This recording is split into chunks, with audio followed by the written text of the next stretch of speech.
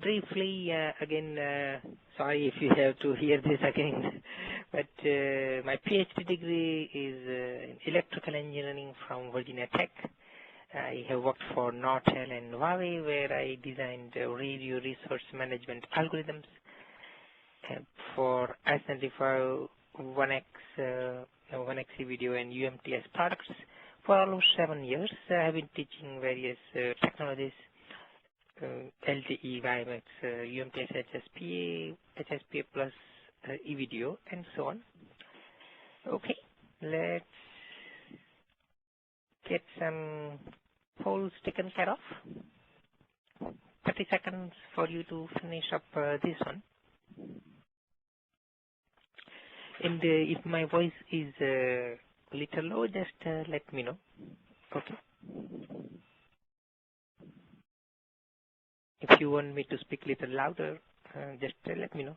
Otherwise, I will keep my volume at this level. And because of bad weather in Dallas, icy roads, I'm presenting from home. And there may be power outages. There is a possibility. So in case that happens, don't worry, I will be back as soon as possible.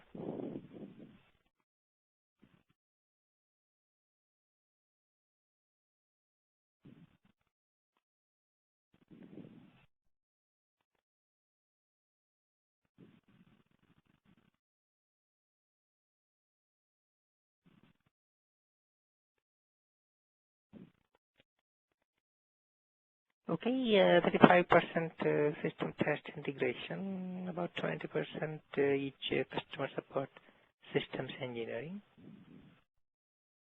Okay, what kind of details you are looking for?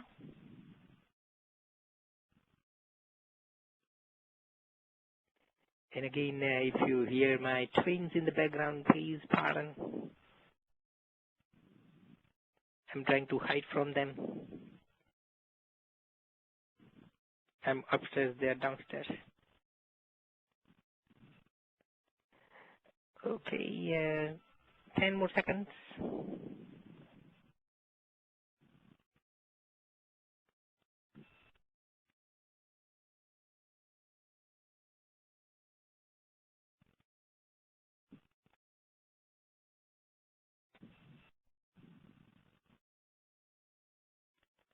We appreciate you participating in all the polls. Okay, about 70-30, 70% medium degree of details and 30% lot of details. Okay, if you want something more than what we present, please ask questions. Asking questions is the best way to customize this session for you.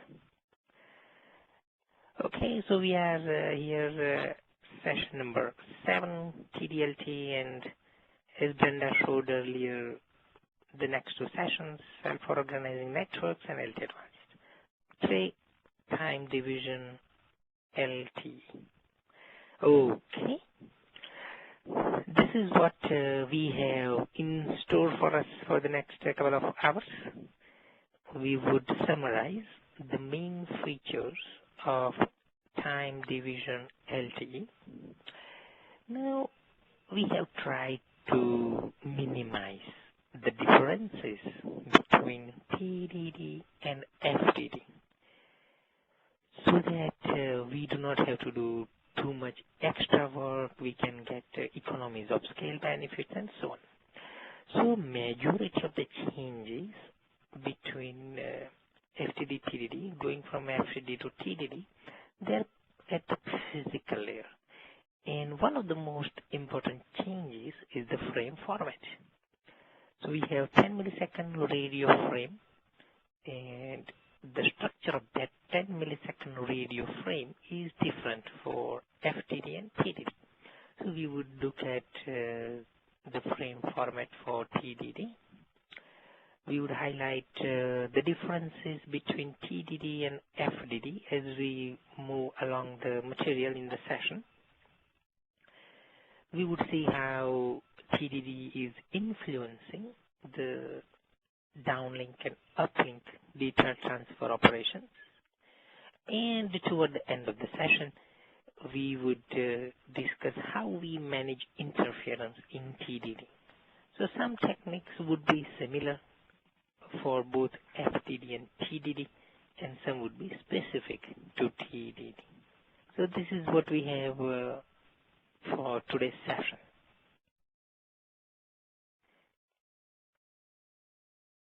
Okay, now first a brief introduction to time division LT. Now, before we get into TD-LTE itself, let's have a quick view of what a basic LTE system is all about. So within the LTE system, we have a radio network called EUTRAN, and the core network is EPC, and radio and the core together constitute EPS, Evolved Packet System. Within the EUTRAN, we have E-node Bs, your base stations, no RNC. Basically, we have distributed flat architecture. We have tried to reduce the number of nodes to give us a superior spectral efficiency. We have started using OFDM and advanced antenna techniques. The highest data rates that we support in release 8 in LTE are 300 megabits per second downlink and 75 in the uplink. So 300 down, 75 up. And of course, within the EUTRAN, now it is possible for neighboring E-node Bs to talk to one another. So that is via X2 interface. The core network, there is only packet switch core network, so no circuit switch core network. We have such all IP network. It will facilitate interworking with existing technologies. For example, 3GPP2 family of standards, eVideo, 3GPP family of standards, UMTS, HSP, and so on. So that's what is made possible by using EPC. So we share the same core network with LTE-based EUTRAN, 1X eVideo, HSP, and so on. Now, if you go to TD-LTE, same thing. We still have same type of radio network, same core network. We still have the same highest data rates, uplink and downlink possible. Okay. So all those aspects, they are similar. There will be specific changes within the radio network, and that we would learn as we move along. But at a high level, whatever you see here on the slide is valid for both FTD and TDD. So our approach in this session is to use FTD as the baseline, because we have talked about FTD in the first series and in the second series so far. So it is easier for us to talk about the differences between FTD and TDD so that you know what is new in TD-LTE. So that would be our approach. Okay, now very simple, important, simple but very, very important. So let's summarize that. Now, in FTD, frequency division duplexing, we have two separate chunks of frequency spectrum, one for downlink, one for the uplink. So for example, in the US today, we have this most common configuration where the downlink 10 megahertz bandwidth, uplink 10 megahertz, total 20 megahertz. So Verizon, for example, and AT&T where possible would use this configuration. So 10 megahertz in the downlink and 10 megahertz in the uplink. So exactly at the same time, at time instant T1, we can do the downlink transmission reception, uplink transmission reception exactly at the same time, because we have two separate frequency chunks. one for the uplink, one for the downlink. Now, if you look at TDD, pick any time instant, let's say time T1. Here, only downlink is present, meaning the E node B is sending something, perhaps a packet to the UE. UE is only receiving. UE cannot transmit anything at time instant T1.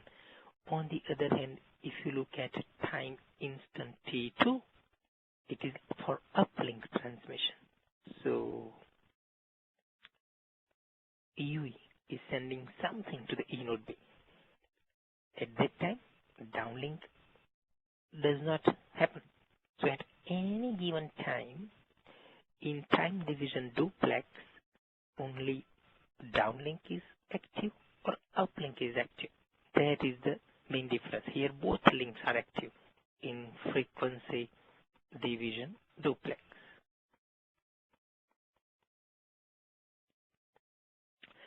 There is a variation of FDD, which is called half FDD.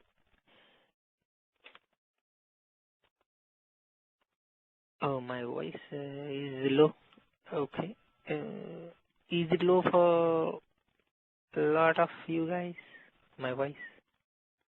Just let me know. I just want to make sure there's a local problem. Oh, low. Oh, okay. Okay, let me speak a little louder. Okay, maybe this would be better. Okay. Thanks for your feedback. Okay. Now, half FDD is a special case of frequency division duplex. So here, for the downlink, we use one chunk of the frequency spectrum. For the uplink, we have another chunk of frequency spectrum. So as an example, let's say this is frequency, then uplink and downlink. We have two frequency chunks similar to FDD. However, if you pick any time instant, time T1, here we have only one link active uplink. If you pick another time instant, again only one link is active downlink. So for uplink we use one frequency chunk, downlink we use another frequency chunk. Similar to FDD, for downlink we have one frequency chunk, for uplink we have another frequency chunk. However, only one link is active in half FDD. So at any instant, we have either uplink on or downlink on. So the main advantage of that is we reduce the cost. The complexity and cost of the device goes down. So this is from the user's perspective.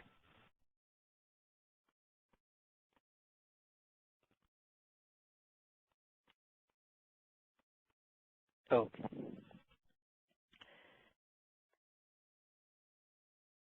So half FDD devices would be low cost and simpler because the device is doing only one thing at a time. So far, I have not heard much about those devices for real commercial deployments.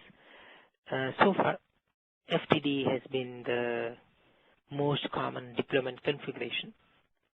But as time passes by, you would see more TD-LTE deployments coming up. Okay, so in summary, time division LTE means that we are using time division duplex approach where we have only one frequency chunk, one carrier frequency FX, and sometimes we will use that for the uplink, sometimes we will use that for the downlink, same frequency chunk. That's why we call it time division LTE. Okay, let's see. We have a couple of questions. 700 megahertz is used, how we use 700 megahertz, and how in FTD the downlink and uplink data is transferred. Okay. So basically,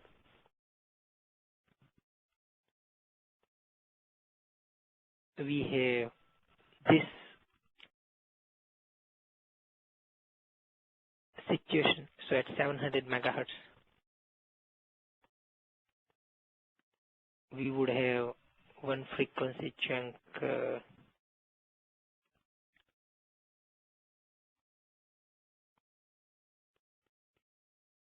I think for Verizon it is a little bit different from what we normally see. So downlink has lower carrier frequency. That's the way the spectrum is. Uplink has higher carrier frequency.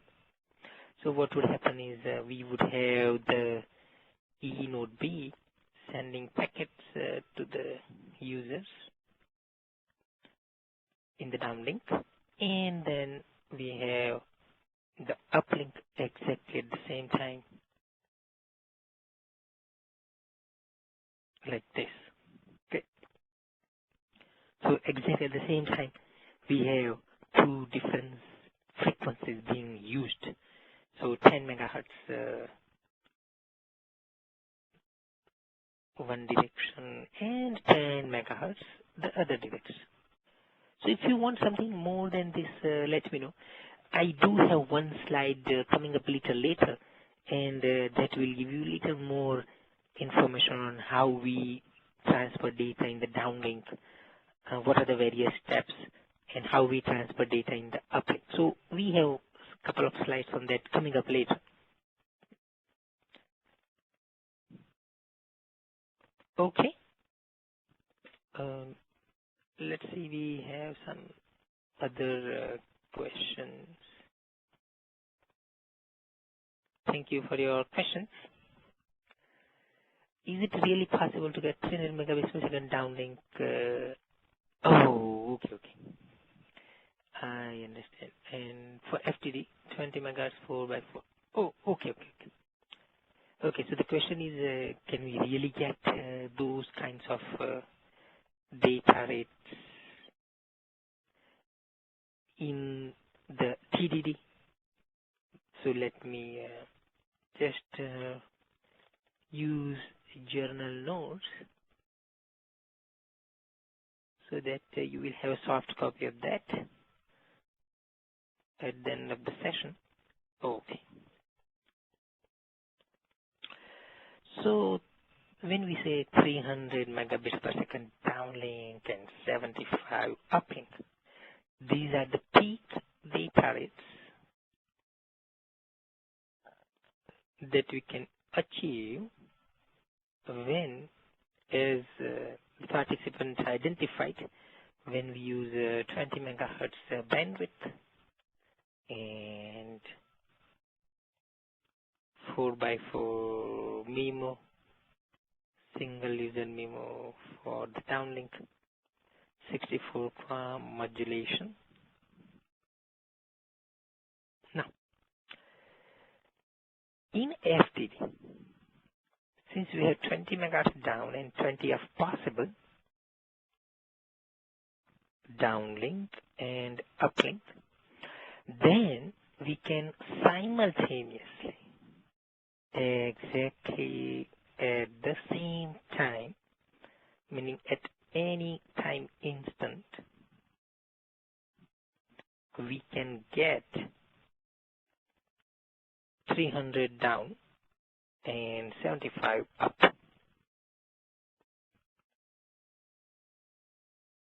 Okay, because we have 20 megahertz going this way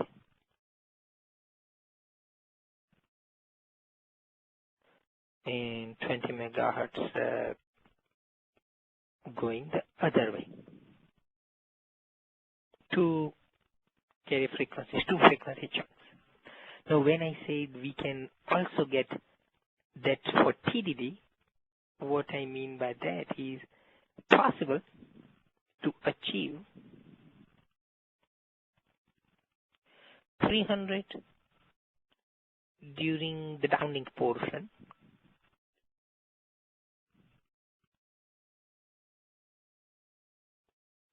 Maybe let's use the time period, downlink time period, because then we can get the entire 20 megahertz,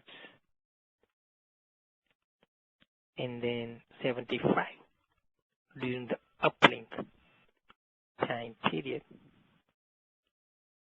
So again, we have the entire 20 megahertz. So in terms of time, we could indeed get 300 here, and we could indeed get 75 here. That's what I mean by being able to achieve same data rate. So hopefully this is clear. Oh, and one additional question. Is it 710 megahertz for downlink and 710 to 720 for uplink? Actually, there is larger difference.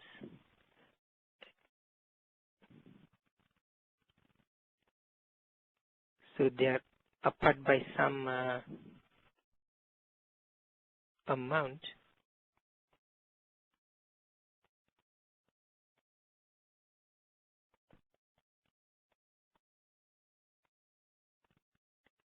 But I'm not sure about the exact numbers now.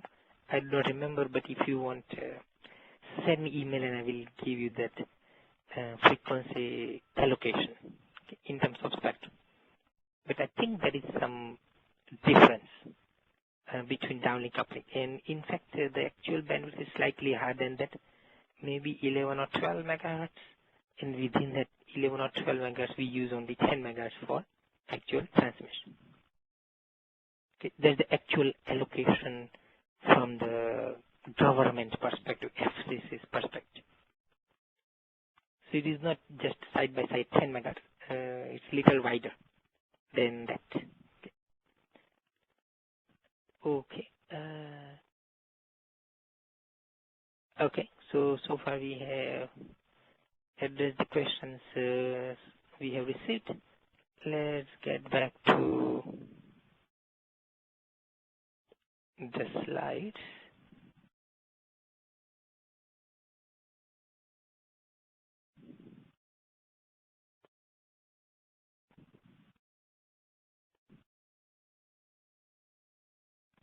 Okay. So the data is here still achievable in TD-LTE, but at a given instant. So in the downlink time period, we can get 300. Uplink time period, we can get 75. Not at the same time, but during specific downlink period, specific uplink period. Oh, now you may be wondering why TD-LTE. So here are the motivating factors. If I have to give you a single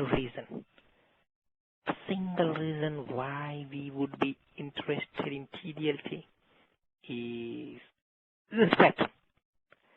Some spectrum is designated as TDD spectrum. So the government agencies around the globe would say, okay, some part of the frequency spectrum is for FDD system and some parts of the frequency spectrum for TDD system. So the availability, existence of TDD spectrum is one of the main motivating factors behind TD-LTE. Okay. Very, very important. Okay. And then we have another good reason, evolution for existing TDD systems. So, for example, in China, we have time division synchronous CDMA. So that is basically one version of UMTS, okay. Narrowband low chip rate TDD. So now we need to provide an evolution path for such legacy existing TDD systems. So we can say that, oh, don't worry, you can also evolve to LTE. If you have only FTD support, then they will maybe go to WiMAX, because WiMAX is TDD based right now. Eventually WiMAX will have FTD also, but right now majority is TDD. So we do not want to have defection like that, right? We want to maintain the dominance of LTE. So we said, okay, if you want to do FTD LTE, no problem, go ahead. If you want to do TDD, we also have a solution for you. That's the second motivating factor, providing a path for evolution for existing TDD systems. There is another possibility here. Let me write it perhaps separately. It is possible that the cost of deployment is lower for TD-LTE. And the reason I'm saying that is that FTD spectrum, it is more expensive. Okay? And TDD spectrum is less expensive. Okay. So, for example, this is just like the supply and demand kind of scenario. So, if everyone wants to build a new houses in the same area, right, then the price, land price, construction price, everything is higher in that geographic area. Okay. On the other hand, if you move far from the downtown type areas, go to some suburban rural environment, then there is a lot more space available, right? So it's much cheaper to buy land and then build your house there, because not everyone wants to go there, right? Most of the people want to stay closer to the downtown type areas. So it is like that. FTD spectrum, all the operators, they are comfortable. They have been using that for a long time, and there is a lot of demand. So everyone is fighting for the same FTD spectrum. So the cost of FTD spectrum tends to be much larger than the cost of TDD spectrum. So conceivably, the deployment cost would be lower because the operators would have spent less money acquiring frequency spectrum. So that's another reason why TD-LTE may be attractive. Comprehensive ecosystem, basically we can have synergy between FTD and TDD variations of LTE. As I said, we have tried to use as much commonality as possible. Very minimal differences, FTD versus TDD, so that we can pretty much reuse the entire air interface protocol stack and the radio network and the core network, etc. So because of that, we can benefit from the overall LTE ecosystem. Okay. So that's another motivating factor. Since our equipment, eNode B or UE device, since they are doing only one thing at a time, either transmission or reception, because only one link is active, either uplink or downlink, then they are much simpler. So the cost is lower because you do not need certain hardware components such as duplexer. You are not duplexing two frequency chunks, so that cost will go down. Maybe the filters would be simpler. So cost of the hardware should be lower, so potential for that. And of course, LTE is super efficient when you compare that to WiMAX, and we would be pretty much close to that efficiency of basic LTE. So 300 megabits per second in 20 megahertz. So that kind of efficiency is always there. In general, we have heard this kind of claim where TDD is attractive for asymmetric services. Now, I do not buy that argument a whole lot, but let me explain what we mean by that. See, in FTP, we have typically symmetric spectrum.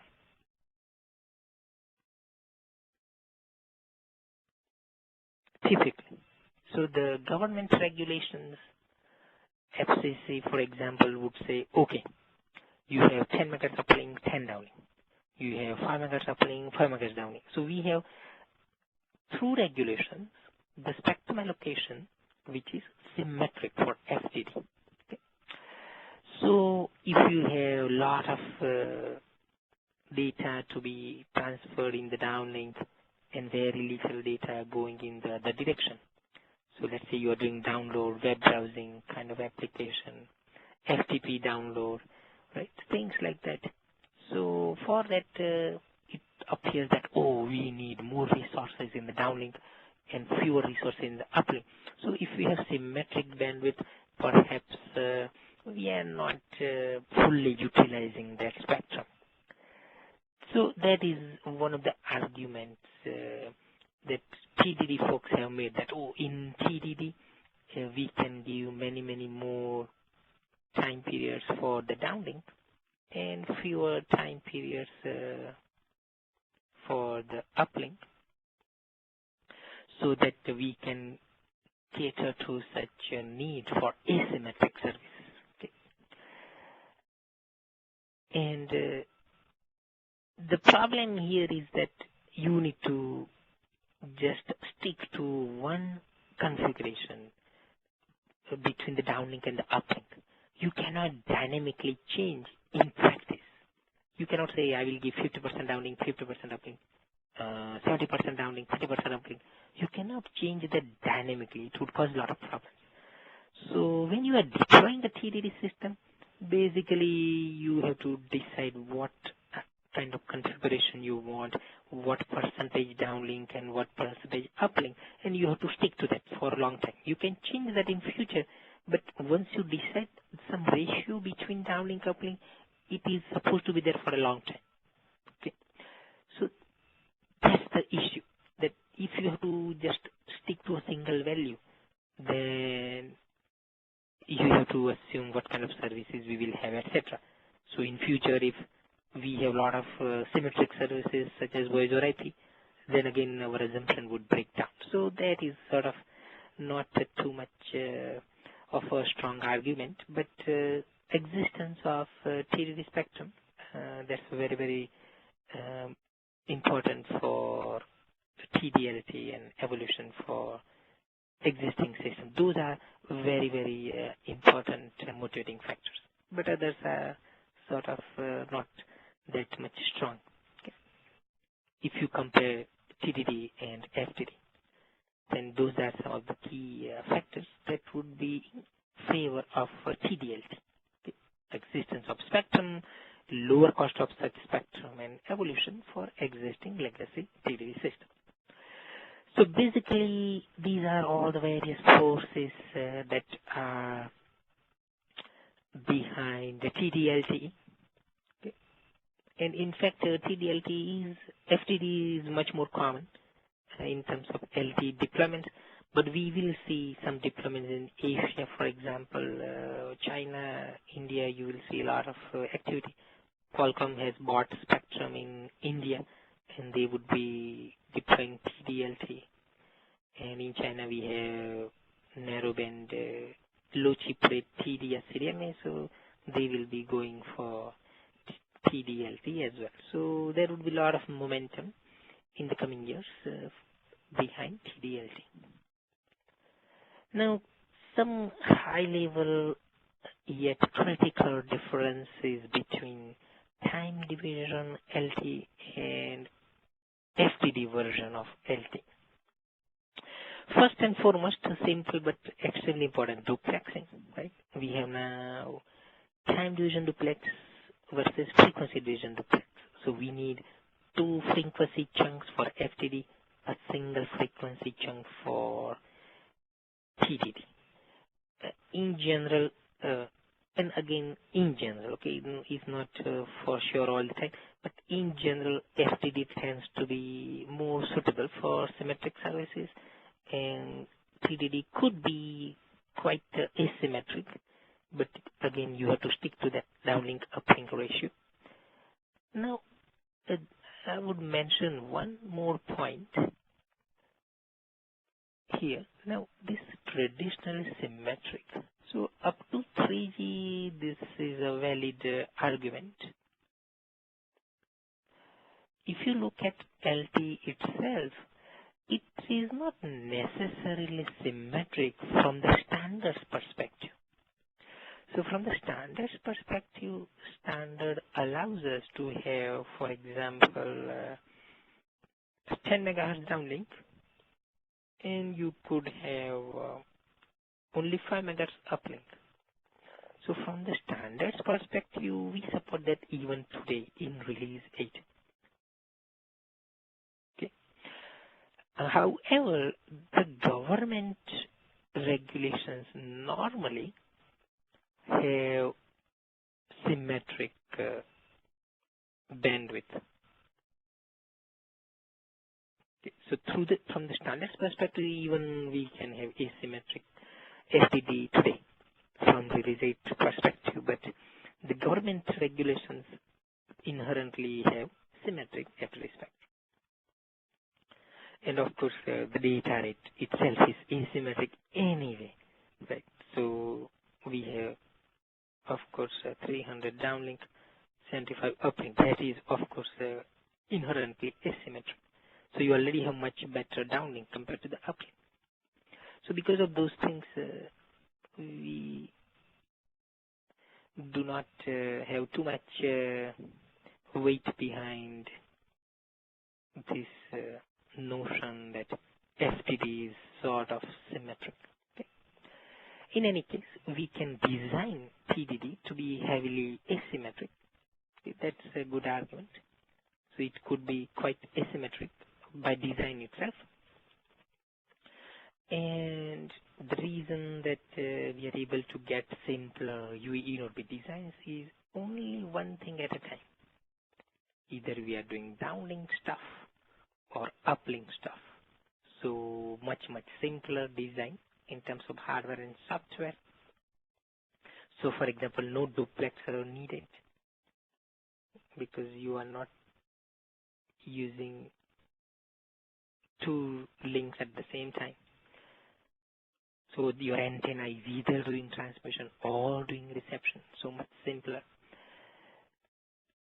Now, if you are comparing efficiency of TDD and LTE, average spectral efficiency of TDD would be slightly lower than FTD because there is larger overhead. So when you go, let's say, from downlink to the uplink, then we would need some kind of guard period. We'll talk more about that in the next few minutes. But because of the existence of specific guard times, we have some loss in average spectral efficiency. The peak spectral efficiency, 300 megabits per second in 20 megahertz, 75 for uplink, that is same for FTD, TDD, but average spectral efficiency, the users are distributed across the cell, then on average how much throughput we can get. That kind of average throughput, average spectral efficiency, a little lower for TDD because of slightly larger overhead. There is this point that you will see sometimes people make regarding TD-LTE or for that matter any TDD system. When we have FTD, we have completely different parts of the spectrum used for downlink and uplink. So whatever is happening on one link is not directly related to what is happening on the other link. They are pretty much uncorrelated. So they do not appear similar.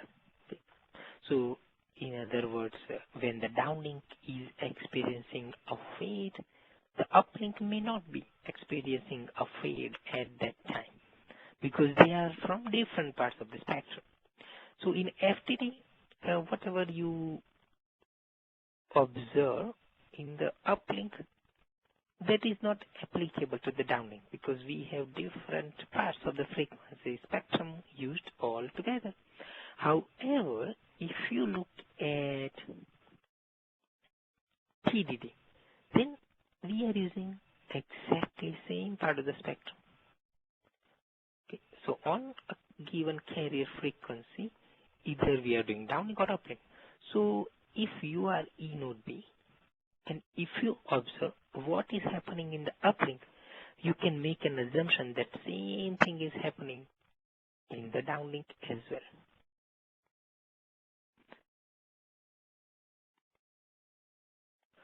So E node B can observe the uplink and it can safely assume that same thing would be happening in the downlink. So if uplink is in a fade, then the downlink would probably be in a fade as well.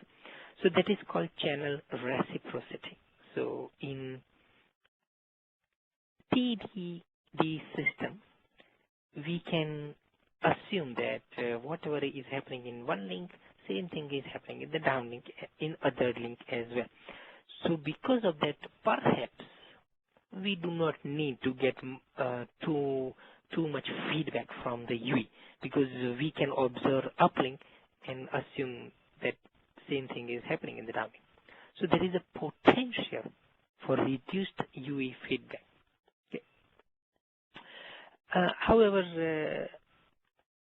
in practice, it may not be that significant, but in general, this is one possible area where there may be somewhat gain in TD-LTE in terms of overhead. But since we have various multiple antenna techniques being used and we have more antennas in the downlink for downlink transmission, just one antenna for uplink transmission, because of all those complicating factors, that is not really usable in practice as sort of one of the advantages of TDD systems. If you had only single antenna transmission, single antenna reception in both the directions, then I would say that that is a pretty good benefit to have. But when you have inherently complex and different antenna techniques working in different directions, uplink versus downlink, then that kind of advantage of channel reciprocity begins to disappear. So in summary, FTD versus TDD. TDD gives you some sort of tunability. It gives you flexibility to decide how much downlink you want, how much uplink you want. So that is one of the good benefits of TDD, and it is leading to simpler designs of our hardware. Efficiency would be almost same for TDD and FTD, almost. TD is slightly less efficient, but pretty close. Okay, so that is the difference between TDD and FTD. Let me summarize something that is applicable to both TDD and FTD. Let's say we have the UE powering up, so we have to acquire the LTE system. The UE looks for LTE cells, and it would try to achieve frequency synchronization, time synchronization, and to help UE achieve that, we have synchronization signals. We have primary synchronization signal, secondary synchronization signal. Once the UE has successfully detected primary and secondary synchronization signals, the UE has implicitly, indirectly identify the physical layer, cell identity PCI. It is 3 times the identity of the secondary sequence plus primary sequence number. Okay, there are 3 primary sequences, 168 secondary sequences. So the combination of primary sequence number and secondary sequence number would basically give you the physical layer cell ID. Now the UE knows that it is talking to specific cell. It is listening to cell number, let's say 30. Inside cell number 30, it proceeds to read the content of the physical broadcast channel. The physical broadcast channel carries extremely critical piece of information, master information block, and MIB indicates how much bandwidth is being used in that cell. So far, the UE has been observing only the center, about 1 megahertz portion bandwidth. So it has no idea so far whether it is in a cell using 5 megahertz bandwidth or 10 or 20. After reading the MIB coming on the broadcast channel, the UE knows the actual bandwidth being used. So for example, we would learn that, okay, in the cell, we are using 10 megahertz downlink channel bandwidth. Now the UE would start looking at the entire 10 megahertz bandwidth, that is the big pipe, physical downlink shared channel, the 10 megahertz wide pipe, and inside that we would have information about the system coming in the units of SIPs, system information blocks. So one would say, okay, who owns that network, identity of the operator, public LAN mobile ID, mobile country code, mobile network code. So we learn about the network. And once you have stored information in the memory about those SIPs, then we would be able to contact the network through random access.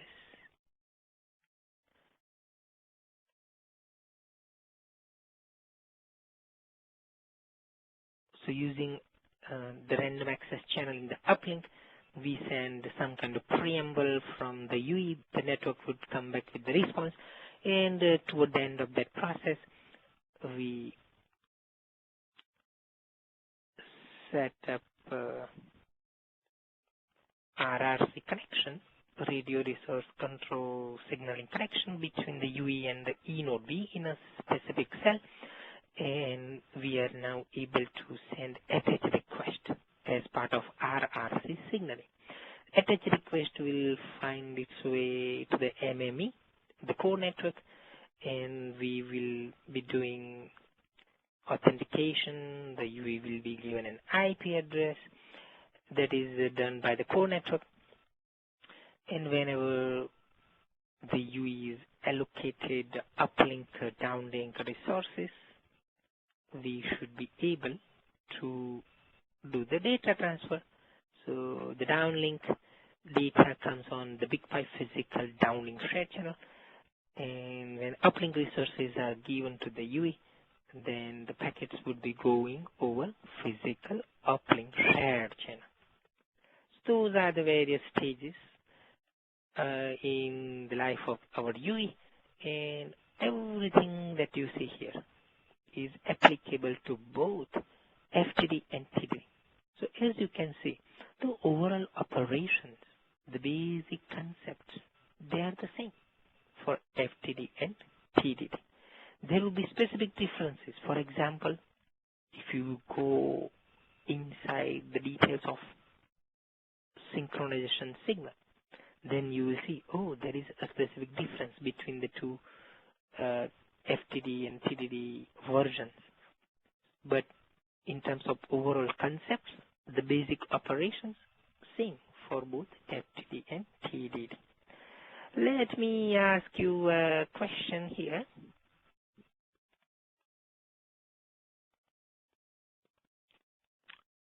So I will let you think for 2-3 minutes. and then we'll discuss. And please participate in all the polls. And please read the question carefully. This is not true. Okay? Not true. And just so that you do not misread that, I have capitalized not.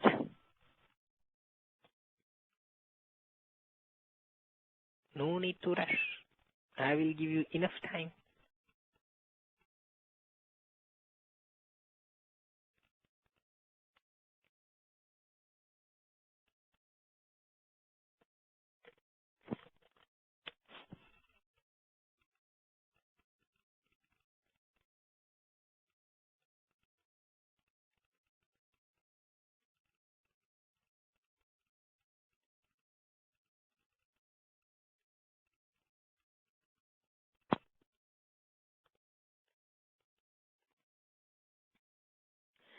And one student wanted to know the exact frequency band for 700 megahertz. Please send me email and I will give you the exact value from which megahertz to which megahertz we have downlink for 700 megahertz and for which one we have uplink. So just send me email and I will give you exact numbers.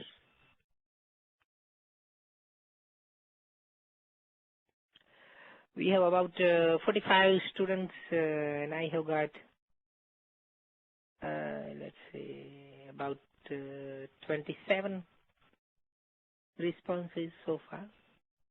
Okay, so I will wait for you.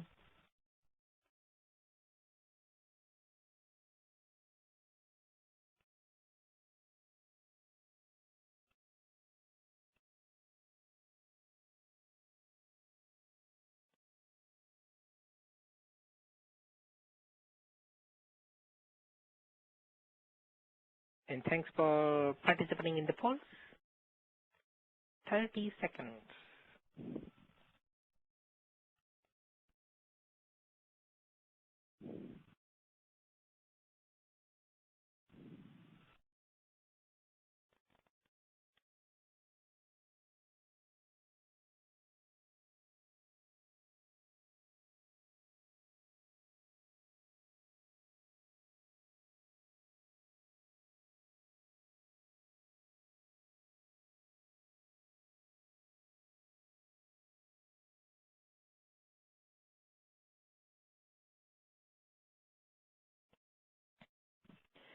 Let's see the results. Okay. The last statement is not true. See, we discussed that at a given instant, we can get 300 in the downlink because that is the peak data rate. So during the downlink portion, during the downlink time period, we can indeed get 300 megabits per second in TDD. If you have an uplink time period, yes, we can indeed get 75 megabits per second. These are the peak data rates. So it is possible to achieve such data rates in FTD and TDD. In FTD, you can get those data rates simultaneously. In TD-LTE, one at a time. Okay. And the other statements are, of course, true, simpler design for UEE would be because the duplexer is not required, for example, and some spectrum is designated as a TDD spectrum. So in that case, you cannot deploy FTD system. You have to deploy a TDD system. Okay, thank you for participating in the poll. Let's go into the physical layer details, because that's where majority of the TDD, FTD differences lie, at the physical layer.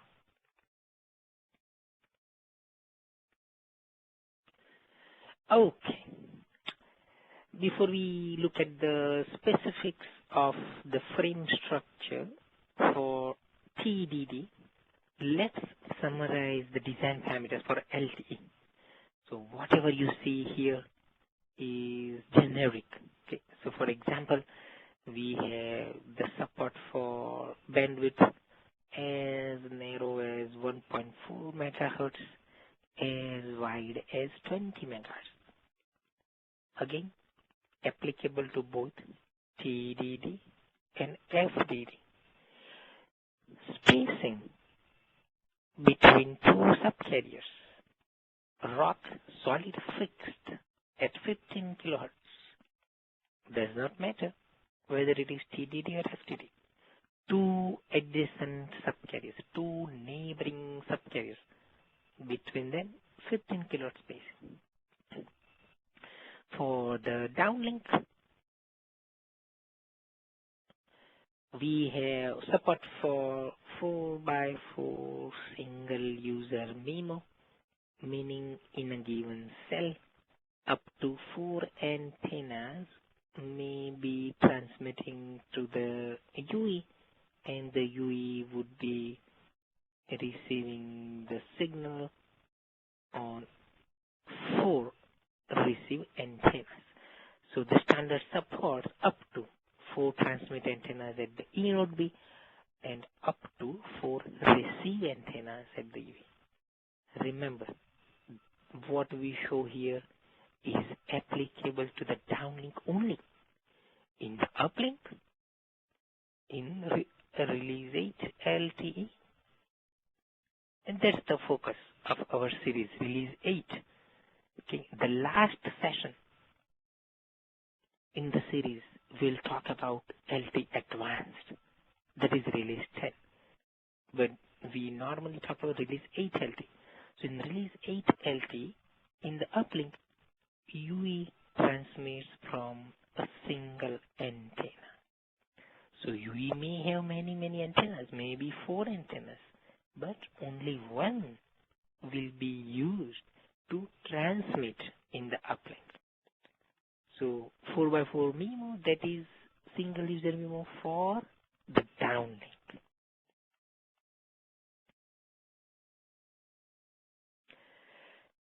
Frame timing, we have 10 millisecond radio frame. We have so-called cyclic prefix. Who remembers use of cyclic prefix? So that is a question to you guys. What is the use of cyclic prefix? Why do we need that in LTE? Why cyclic prefix? You can type your answer in the Q&A box. Use of cyclic prefix, also known as cyclic extension. Okay, at least one response I got. Oh, more than one, two. Very good. Inter-symbol interference, excellent. Multipath interference, excellent. Thank you very much for typing your answer. That is correct. So we have so-called cyclic prefix, cyclic extension to solve the inter-symbol interference caused by multipaths.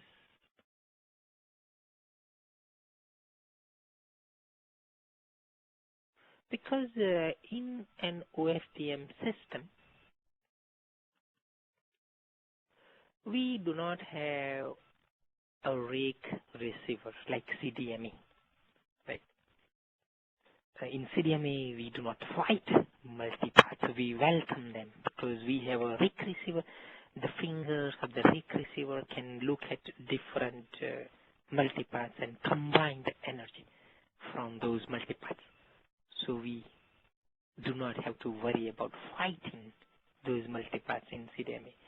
Unfortunately, we do not have a rake receiver in OFDM. It is not practical because we cannot separate out those multipaths in a typical OFDM system. So we need some way of dealing with the inter-symbol interference problem caused by multipath, and that's why we have included some kind of mechanism, cyclic prefix, so that in addition to the regular symbol that carries useful information, we copy tail of the signal, paste that at the front, and that is your cyclic prefix. So when we have inter-symbol interference at the boundaries of two symbols, then we will have messed up signal in that initial portion, and we can pretty much ignore that part of the symbol, focus on the remainder of the so-called useful symbol time, and we should be able to recover our subcache. So that is one possible way of implementing a very, very simple UE. But sophisticated UE receivers would also try to exploit some information here. For example, we can combine the tail of the signal and front of the signal so that we have slightly better reliability, more energy. Okay, in any case, we have cyclic prefix to help us solve ISI problem, again applicable to both FTD and TDD. We already mentioned that we have three main duplexing mechanisms available: frequency division duplex, time division duplex, and half FTD. As far as the channel coding is concerned, for high-speed traffic, physical downlink shared channel, physical uplink shared channel, uplink or downlink does not matter. For high-speed channel, we will be using turbo coding, just like what we use turbo coding in HSPA, EVDO, etc. Modulation scheme for the high-speed traffic channel. Again, you can go to the QPSK as the low order modulation. We have 16 COM available all the way up to 64 COM. So those are the three modulation schemes available in release 8 for uplink and downlink. Again, applicable to both TDD and FTD. The multiple access technique, we no longer use CDMA. We have started using OFDM-based multiple access, so orthogonal frequency division multiple access for the downlink, and a variation of that SCFDMA, single carrier frequency division multiple access, in the uplink. Now, do you remember why we are using the SCFDMA in the uplink instead of OFDMA? It reduces some kind of ratio, starts with P, peak to average power ratio. Perfect. Thank you very much. Peak to average power ratio. Okay. You are fast. You are typing your answers very, very quickly. Very good. So yes, reduces peak to average power ratio, and effectively in practice that would translate into slightly higher uplink throughput compared to the scenario where we use traditional OFDMA in the uplink. So that would be the main advantage of reducing peak to average power ratio.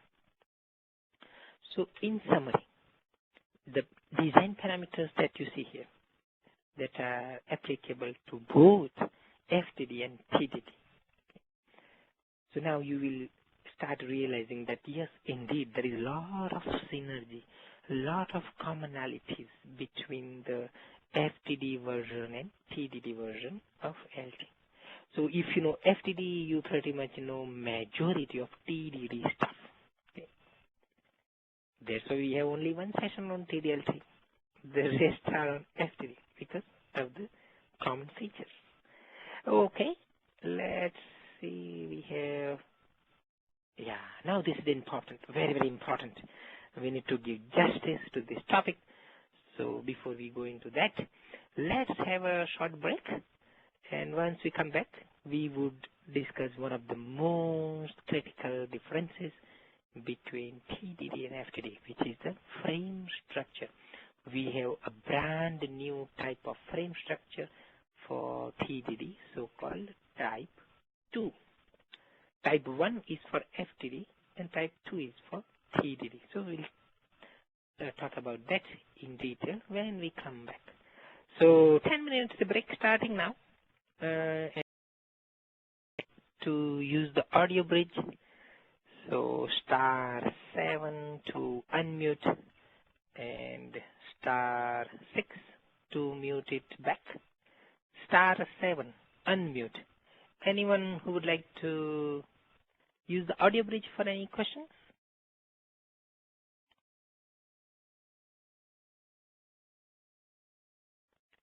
I will wait for about 30 seconds.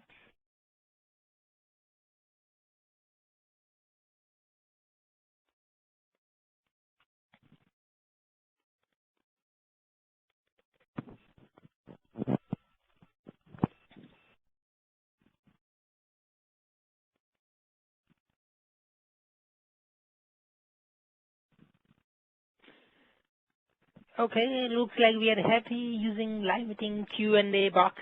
So please feel free to maximize the use of that Q&A feature. So let's resume with our TDD discussion. The slide that you see is one of the most important slides for TD-LTE. And here is the reason. One of the most critical differences between FTD and TDD versions is the frame structure.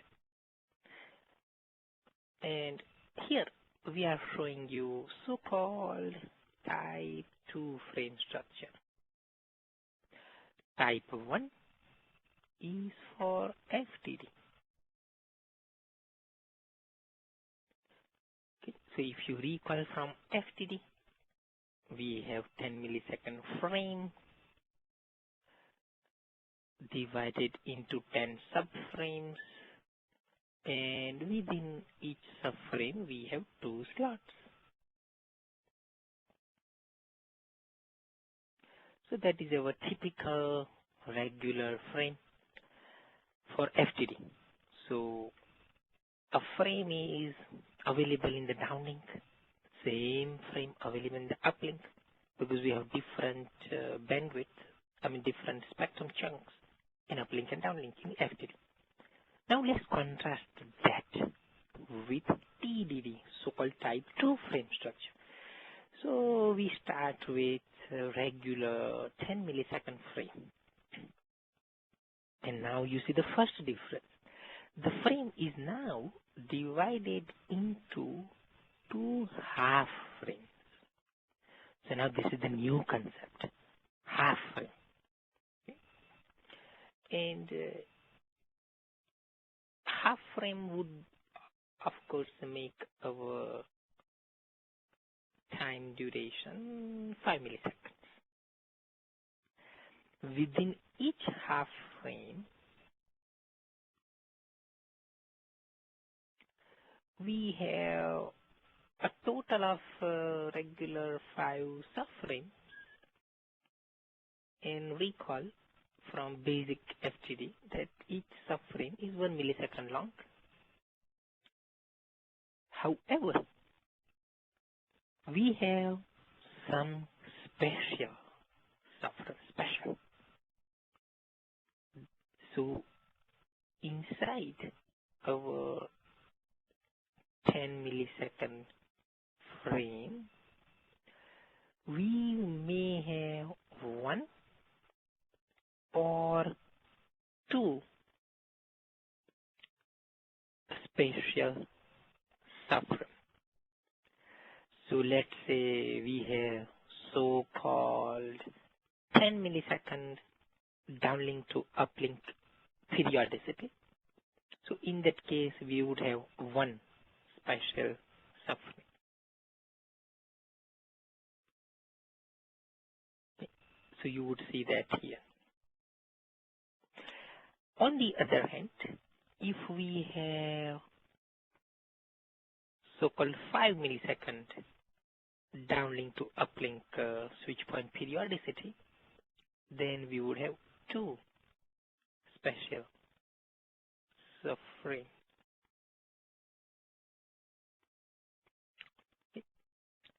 Now then we have the regular subframes.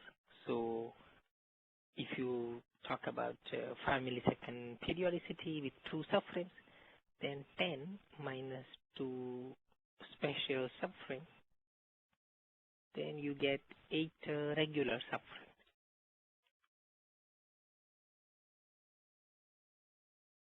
And since this is TDD, time division duplex, then a given subframe would be either downlink or uplink, because we have only one frequency chunk, spectrum. And that frequency chunk we will use either for downlink or uplink during that 1 millisecond subframe interval.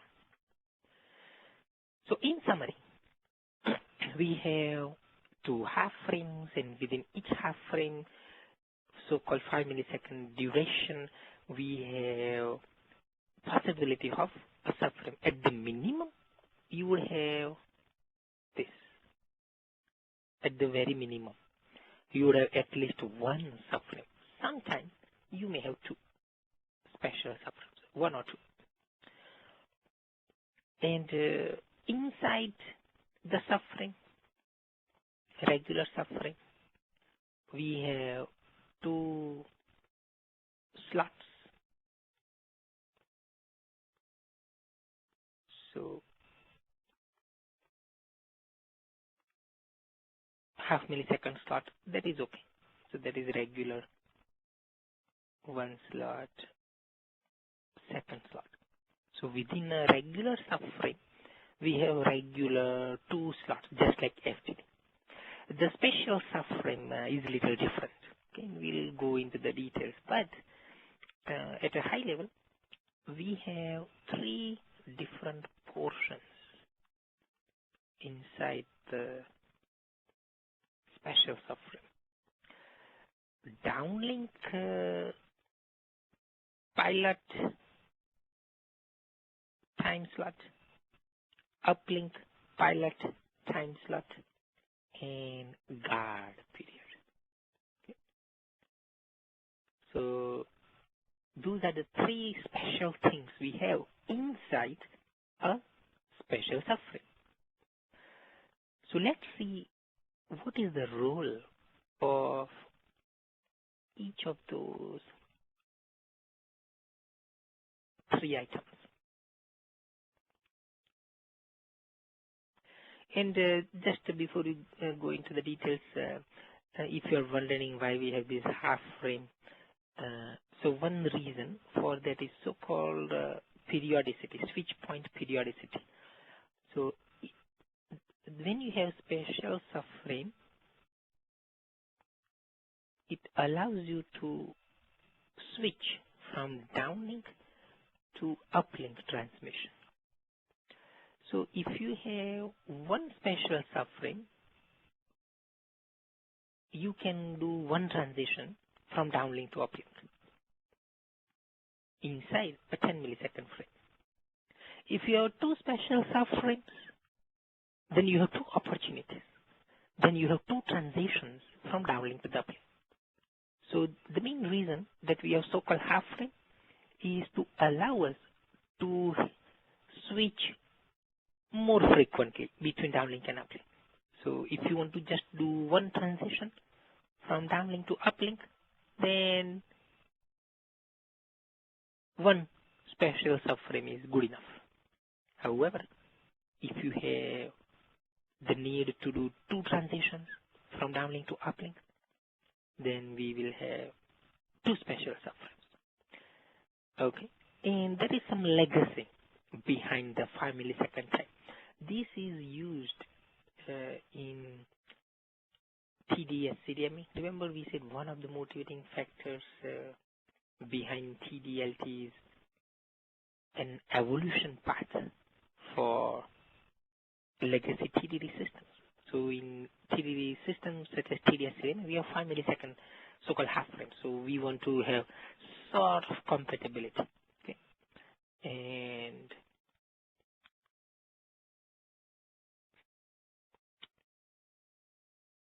WiMAX is using also 5 milliseconds.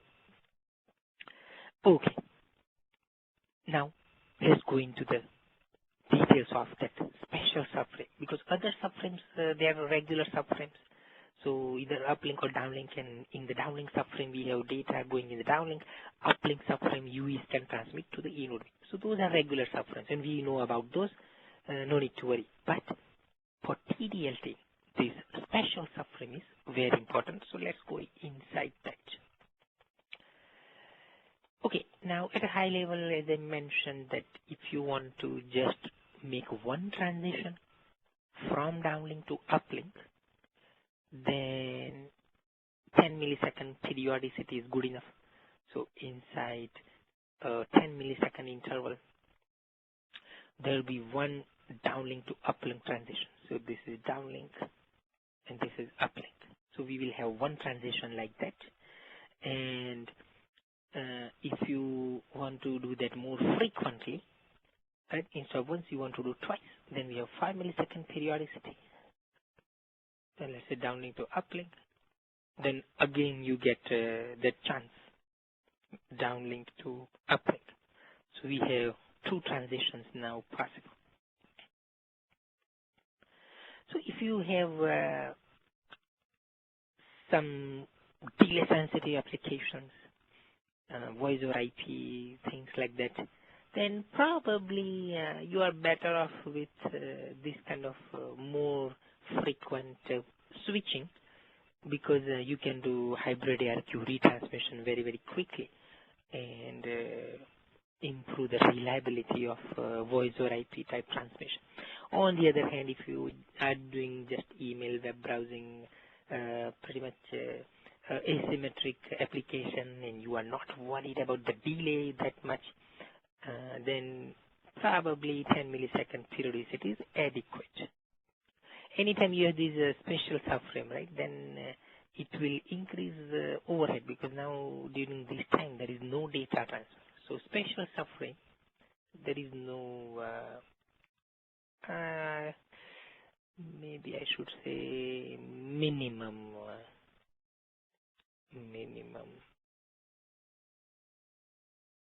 data. So data transfer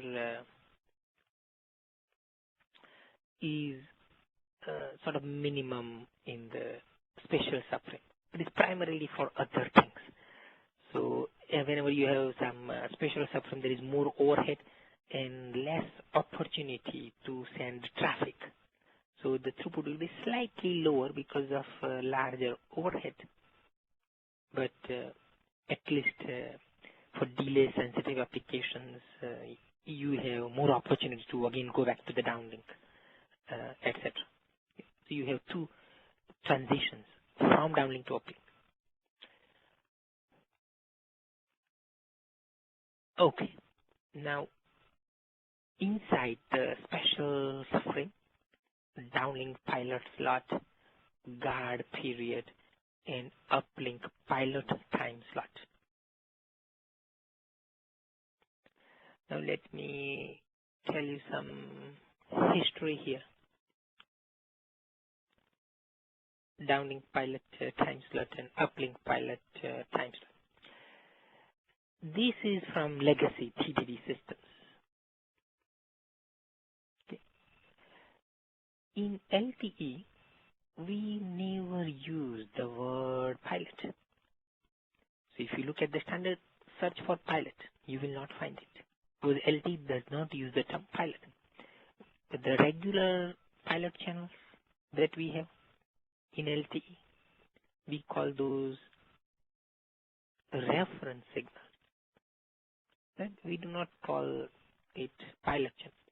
In 2G, 3G, we call certain channels pilot channel, but those pilot channels are now so-called reference signals. So that is the LTE term. However, in TD-LTE, we still use the term pilot time slot, even though there is no pilot. It is purely for legacy reasons. In legacy TDD systems, we have these three portions. Whatever you see here, 1, 2, and 3, downlink, pilot, time slot, guard period, uplink, those terms are from legacy systems. And we are just reusing the terms. That's why we have those names. But other than that, there is no reason to use so-called pilot term in the TD-LTE, only for the legacy reasons. Now let's see the role of those three items for TD-LTE.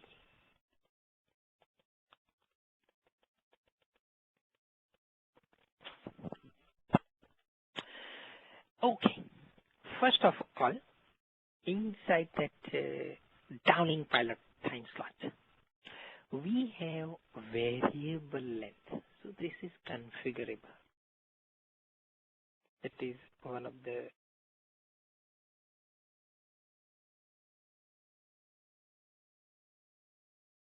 configurable. So if you want maybe only 3 symbols, if you want, we could have as many as 12 OFTM symbols. Okay. We will see later that this uplink pilot time slots 1 or 2 symbols, and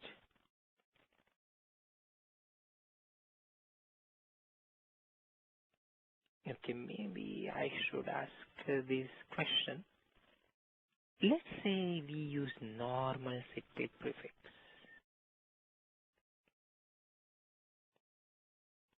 Okay, 4.69 microseconds. In one subframe, how many OFTM symbols can I squeeze in? So I will repeat my question. I have 1 millisecond subframe. Inside that, how many OFTM symbols can I put if I have normal cyclic prefix? Do you remember that number? So we have 1 slot here, another slot here.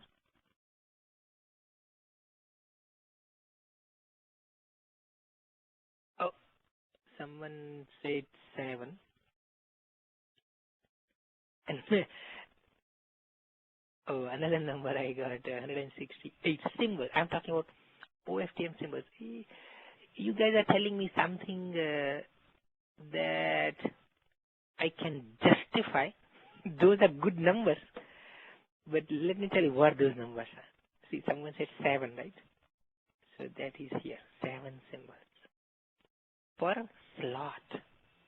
So inside half millisecond slot, we have 7 symbols. But if you consider the whole subframe, it would be 7 in first slot, 7 in the second slot, so total 14. So 7 was a good number, but that is the number of symbols within one slot, which is half millisecond long. So in LTE, yes, 14 symbols. And there was some other answer, 168. So basically, that is the number of resource elements, the modulation symbols, we could send in a specific time period. Okay, in any case, here we have 7 plus 7, 14 OFDM symbols total. Now we can distribute those 14 OFDM symbols among downlink pilot time slot, guard period, and uplink time slot. Okay. Now uplink time slot, just 1 or 2, right? 1 or 2 OFDM symbols. So it means that you can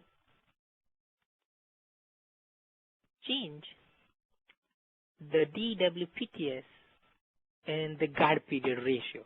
So if you want, let's say I have, let me look at some number from, give me a few seconds. Okay, so let's say normal cyclic prefix, I use uplink pilot time slot one symbol. Okay, right. Use one symbol. So if I use one symbol here, let's change the color. So one symbol here, and the guard period.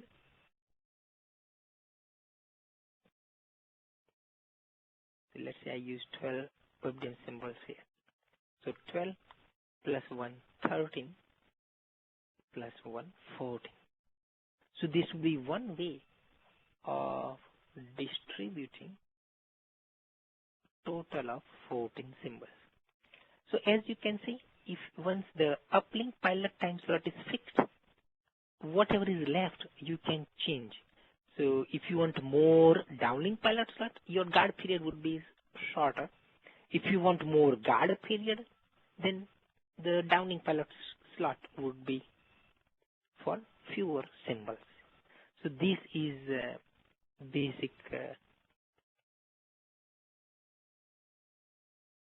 tuning that we can change the DWPTS or GP.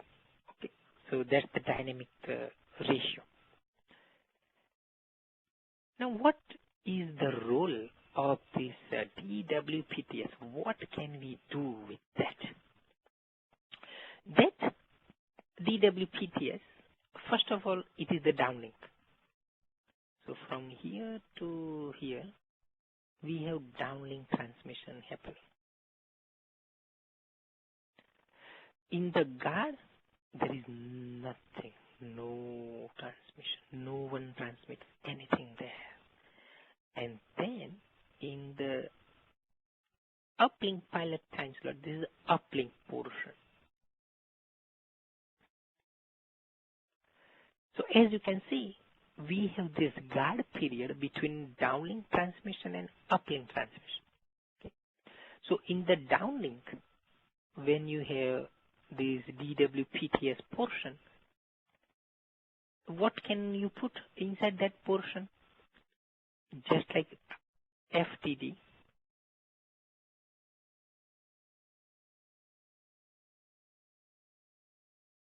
we carry control format indication channel, the hybrid ARQ indication channel, control channels that give downlink uplink resources, the big pipe physical downlink shared channel, and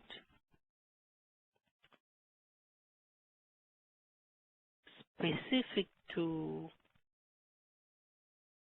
TDD, that portion carries primary synchronization signal. Very important. So if you compare FTD and TDD, then in TDD, the downlink pilot time slot carries primary synchronization signal so that UE can achieve slot synchronization. UE would know the boundaries of a slot. That is very important. So for TDD, the downlink pilot time slot helps the UE achieve slot synchronization because inside the DWPTS, we have primary synchronization signal present. So this is different from FTD. FTD primary synchronization signal does not exist in that part of the subframe. Okay. I mean, I will give you more details later. But that is the difference between TDD and FTD. That in TDD, in the special subframe, and more specifically inside the special subframe, in the DWPTS portion, we have primary synchronization signal that will help you achieve slot synchronization. So that's one very, very important function of having downlink pilot time slot. And since we may have a lot of symbols here, let's say I have 12 symbols. So I have possibility of sending traffic. So basically downlink traffic can be sent in the DWPTS portion. So that is another use of the pilot time slot. Because if you have more symbols available, then you have a lot of symbols left. Even after you send other channels, control format, hybrid ARQ, then physical downlink control channels. So even after you send all those channels and primary synchronization signal, you still have some resources left for actual data transmission in the downlink. So that would be another use of DWPTS. That's why you can view the DWPTS is sort of a quite short downlink subframe. Okay. A typical downlink subframe would last for 14 symbols in FTD, but in TDD it could be just as little as 3 symbols long, and it may consume as many as 12 symbols. So if it is 12 symbols, more opportunities to send downlink traffic. But if you have a lot of symbols reserved for DWPTS, it means that you have few symbols left for your guard. So having too many OFDM symbols in the DWPTS would reduce how much guard period you are able to allow. So in summary, DWPTS carries primary synchronization signal. So compared to FTD, that's very, very important. It's different.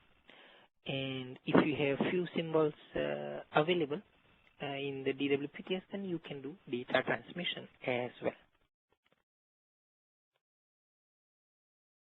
Now we have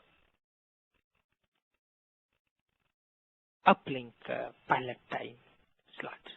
Uplink. Now what do we do using that one? So using uplink pilot time slot, there is not much going on. Basically, here is the downlink. Now the uplink starts at this point.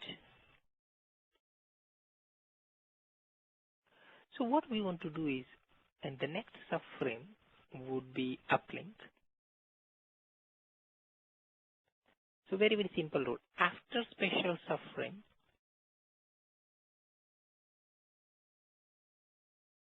very simple rule in TD-LTE. Once you have the special subframe, immediately after that, you have uplink subframe. Okay. That is the rule in TD-LTE. That once you have special subframe, immediately following that, you would have an uplink subframe. So what we want to do is, we want to prepare the E node B for real traffic transmission.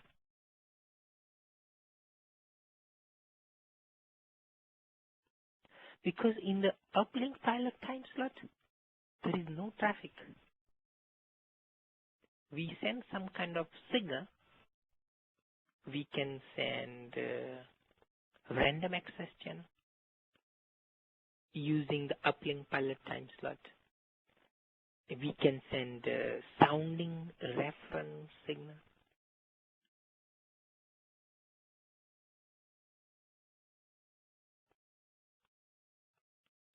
Do you remember the use of sounding reference signal from FTD? What is the use of that sounding reference signal?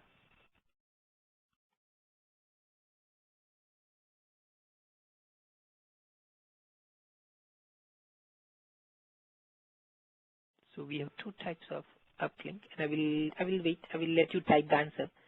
In the meantime, I will mention two types of reference signals the UE sends. demodulation reference signal and sounding reference signal. So my question is about the second type. Why do we have that? Okay, I got at least one answer. Very good. Channel aware scheduling in the uplink. Excellent. Excellent. Now, sounding reference signal. The UE sends this signal in large part of channel bandwidth. Okay, so the eNode B can look at the SRS and see, oh, left part of the spectrum is pretty good, or the right part of the spectrum is pretty good. So accordingly, we will give certain resource blocks in specific portions of the spectrum so that we maximize the throughput for that user. Maybe we can be very aggressive with the modulation scheme. We can be using very, very little redundancy so that throughput is higher. So sounding reference signal is helping the eNode B do channel aware, channel sensitive schedule. Very good. So we can send that kind of SRS in this uplink pilot time slot, or we can send the random access channel. So those are the two things we can do using the uplink pilot time slot, so that the eNode we can start looking at the uplink from the UE and it gets synchronized. And if we need to do random access, then we can start providing adjustment to the UE. So when we have uplink transmission, the UE is in sync with all other UEs in that cell. So two things, we can send random access channel, or we can send sounding reference signal to help eNode B do the channel sensitive schedule. And after following, basically after uplink PTS, that is the end of the special suffering. So then you will see real traffic, user packets flowing in the uplink in the immediate next subframe. Okay, so that's the uplink pilot time slot. And now guard period. So this is downlink, this is uplink. So in between, we have guard period, no transmission, no link, everyone is silent. And the reason for that is we want to enable downlink to uplink switch. So far here, we have been sending something in the downlink. And now we want to prepare for uplink. So think about this UE, transmission. eNode B is a better example here. eNode B. So eNode B is transferring signal. So in terms of time, let's say this is time. So we are sending some signal. We are sending signal. This is transmitted signal. So power amplifier is sending out the signal. And then let's say this is the power we send on the transmitted signal. Then it would go down. And now we can start uplink transmission. So we have enough time for the signal to decay. There's the power amplifier signal going down, and the eNode B can start preparing for the uplink reception. So we need some time off, right, to do that switch, and that is the reason we have guard period. So in summary, the main reason for guard is to allow the transition from downlink to the uplink. And we want to make sure that there is no interference between downlink and uplink. So we have to account for the round trip delay, because some user is close by, some user far away. So this guy can start transmitting early. This guy far away user start transmitting late. Right? So we want to make sure that there is enough guard period so their signals would be received here. So if there is very little guard time, then the downlink and uplink would collide, resulting in significant interference. So that's why we need the guard period. So we should account for round trip delay. So it means that if you have large cells,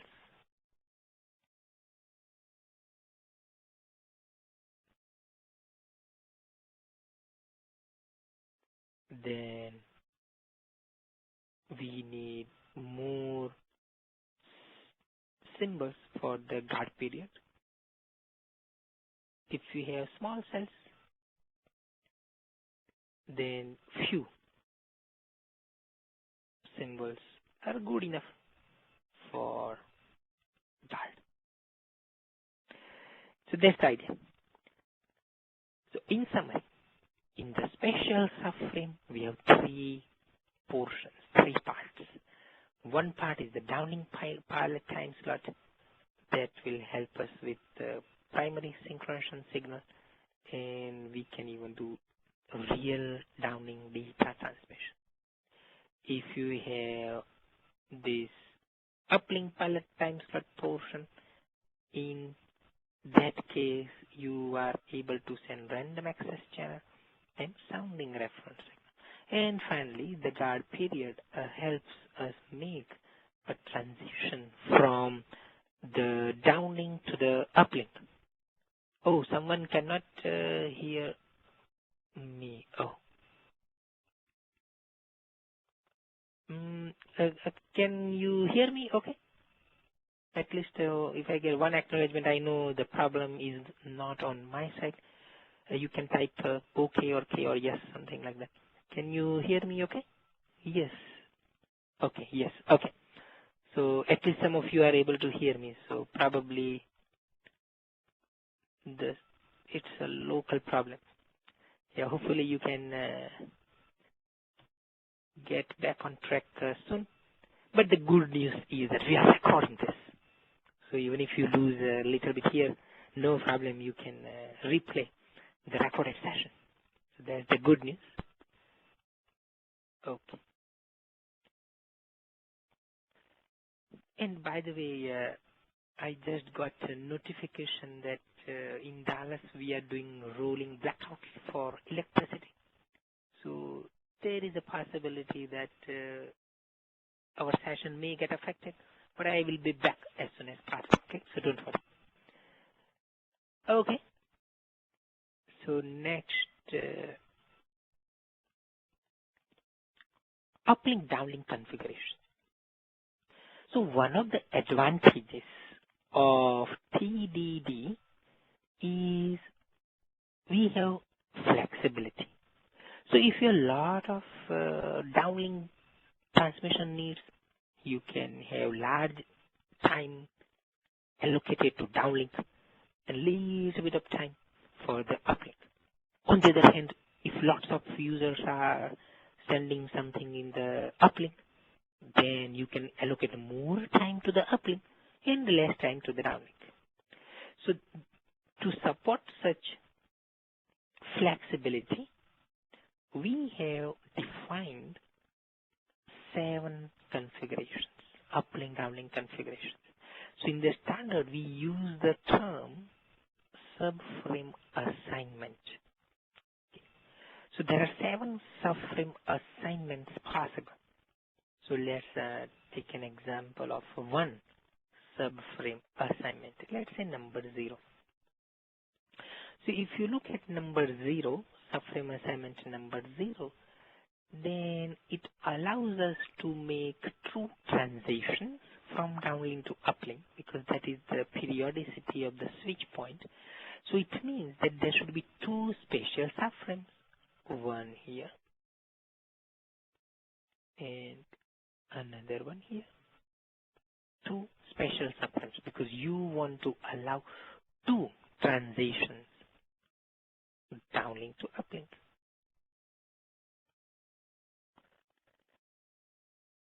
One special subframe means only one transition, downlink to uplink. But right now, we are using periodicity of 5 milliseconds, so there should be two special subframes. So one subframe here, subframe number 1, another one, subframe number 6. Here we are specifying the whole 10 millisecond interval. So inside 10 millisecond subframe, you will expect a total of 10 subframes, 0 through 9.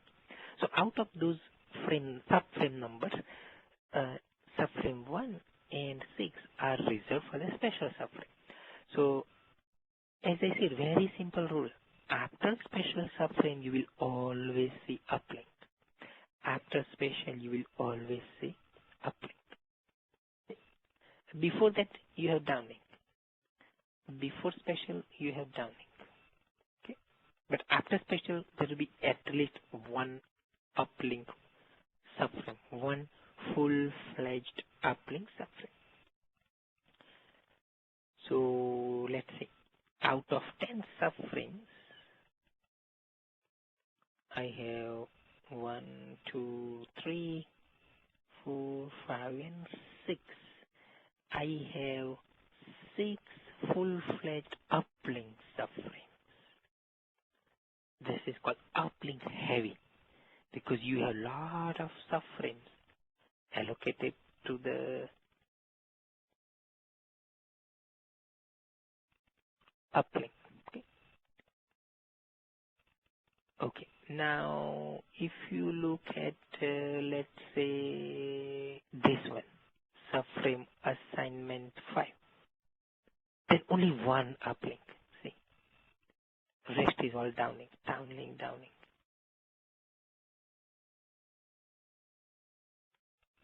8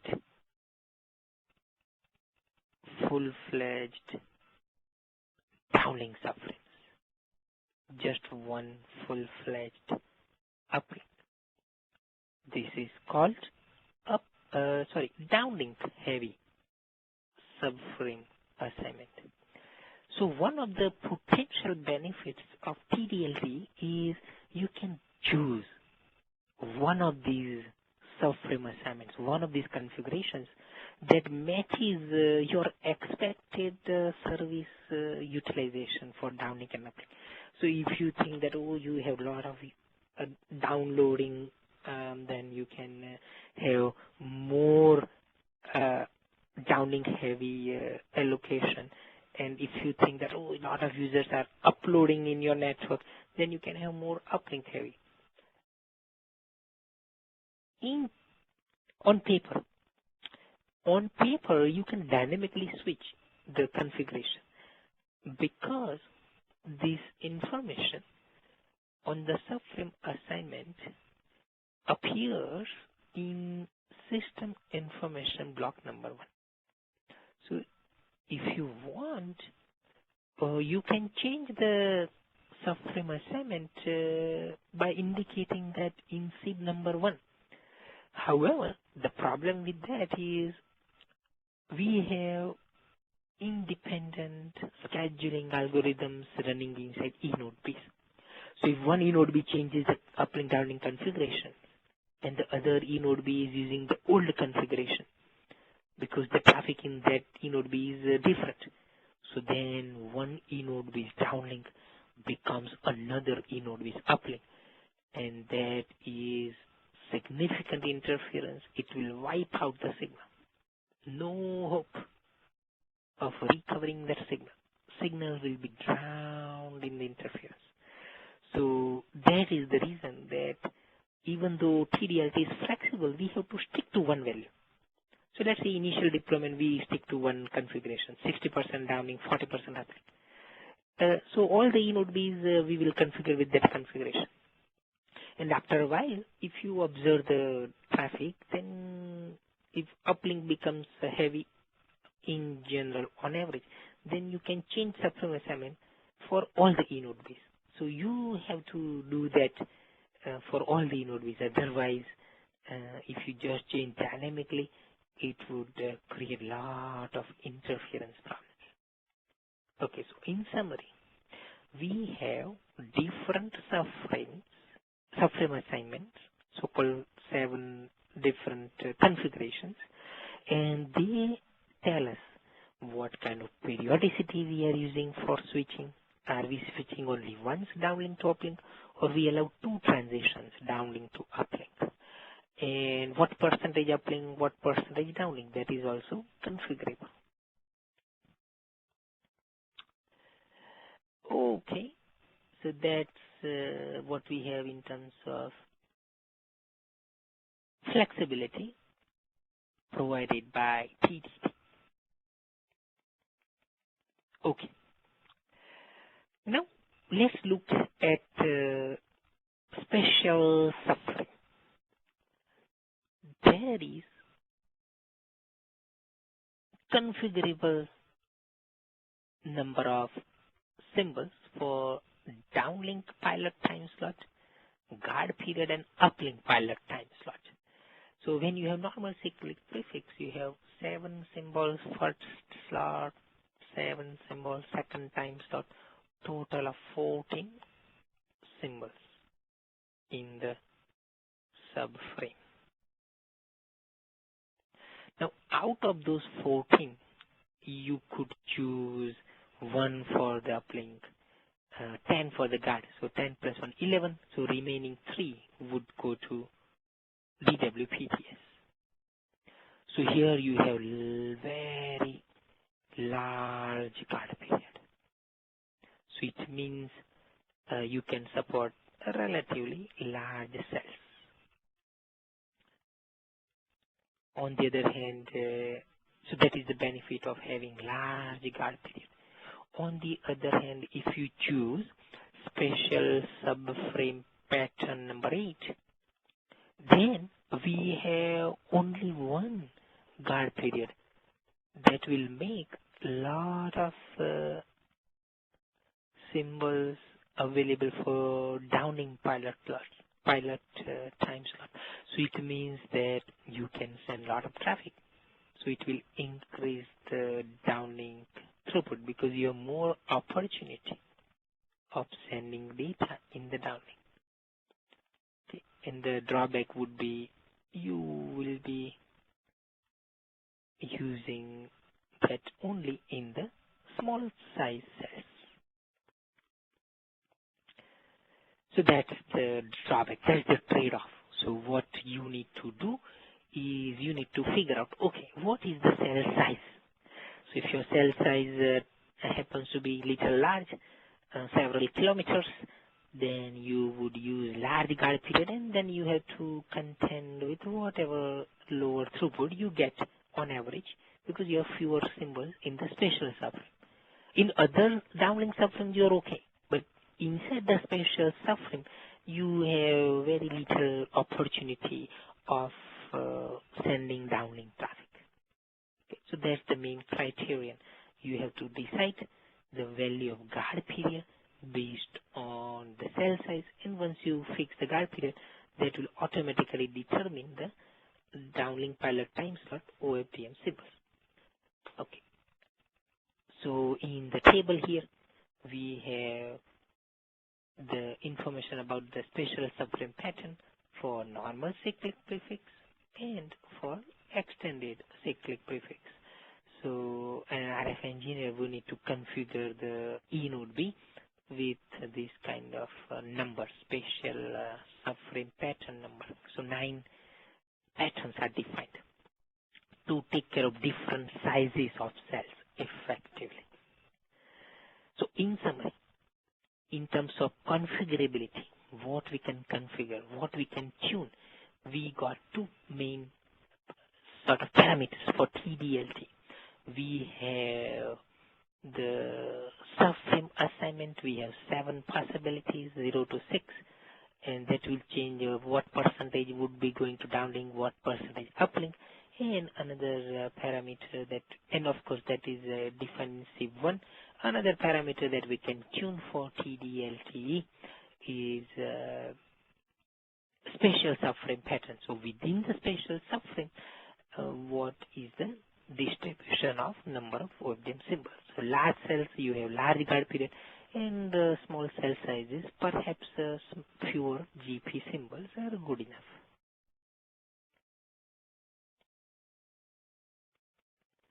Now, if you look inside a subframe, then it's same thing for FTD and TDD. Inside a regular subframe. Now, this is my own term, okay? Regular is non-special. Okay? So in a regular subframe, we have two slots half millisecond long, and within a half millisecond slot, we have 7 OFDM symbols when you have normal cyclic prefix. If you have extended cyclic prefix, then you would have 6 OFDM symbols per slot. And inside a slot, inside that half millisecond interval, this is the number of symbols. And if you have 12 consecutive subcarriers, you are creating a physical resource block. So a physical resource block has 12 consecutive subcarriers for the duration of a slot. And remember from our previous series that what we allocate the UEs is one or more physical resource blocks. We cannot give subcarriers to the user. We have to give one or more physical resource block. So if you give a single physical resource block, the UE is automatically getting those dozen subcarriers for the duration of a slot. So minimum resource allocation in LTE is one resource block, physical resource block in a slot, or equivalently you could say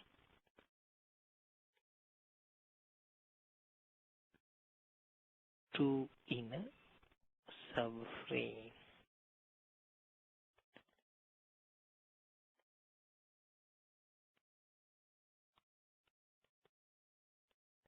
So if your y-axis is the physical resource block, in 10 megahertz you would have 50 resource blocks.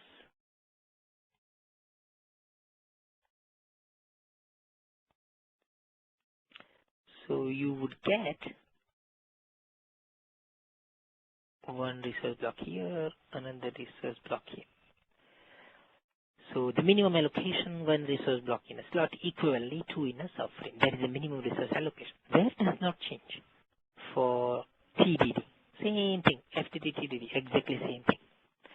Okay, so basically within a slot we have resource blocks. In 10 megahertz we have 50 resource blocks because we have 600 subcarriers in 10 megahertz bandwidth. Okay.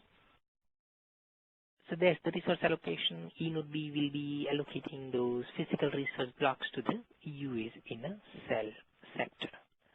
Okay, time for me to ask you a question. Read the question carefully. This is not a characteristic of the special subgroup, not capital letters, not. Pay attention, please. I will give you 2-3 minutes to work on this one.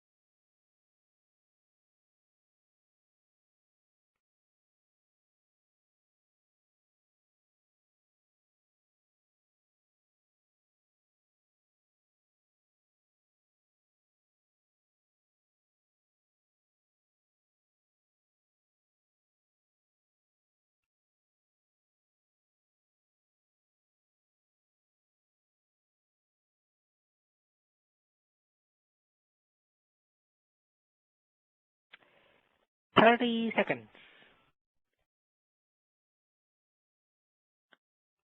I have got about 15 responses. 1-5.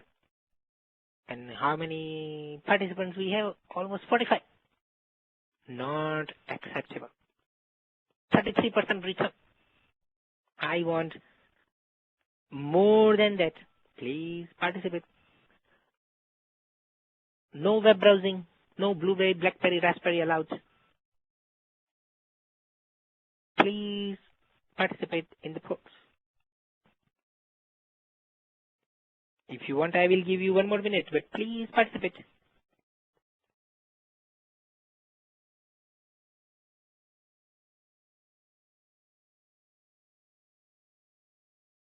The spatial subframe special in TD-LTE.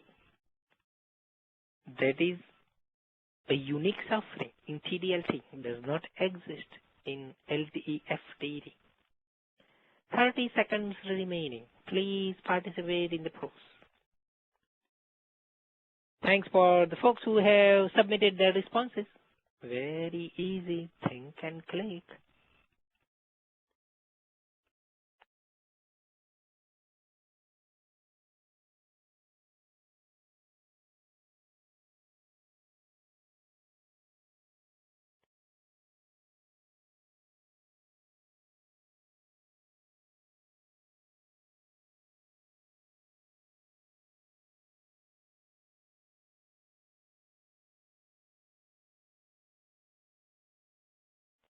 Okay. Let's share the results. Okay. Guard period facilitates DL to UL switching. That's correct. Downlink pilot time slot. It can carry primary synchronization and downlink shared channel. That is correct.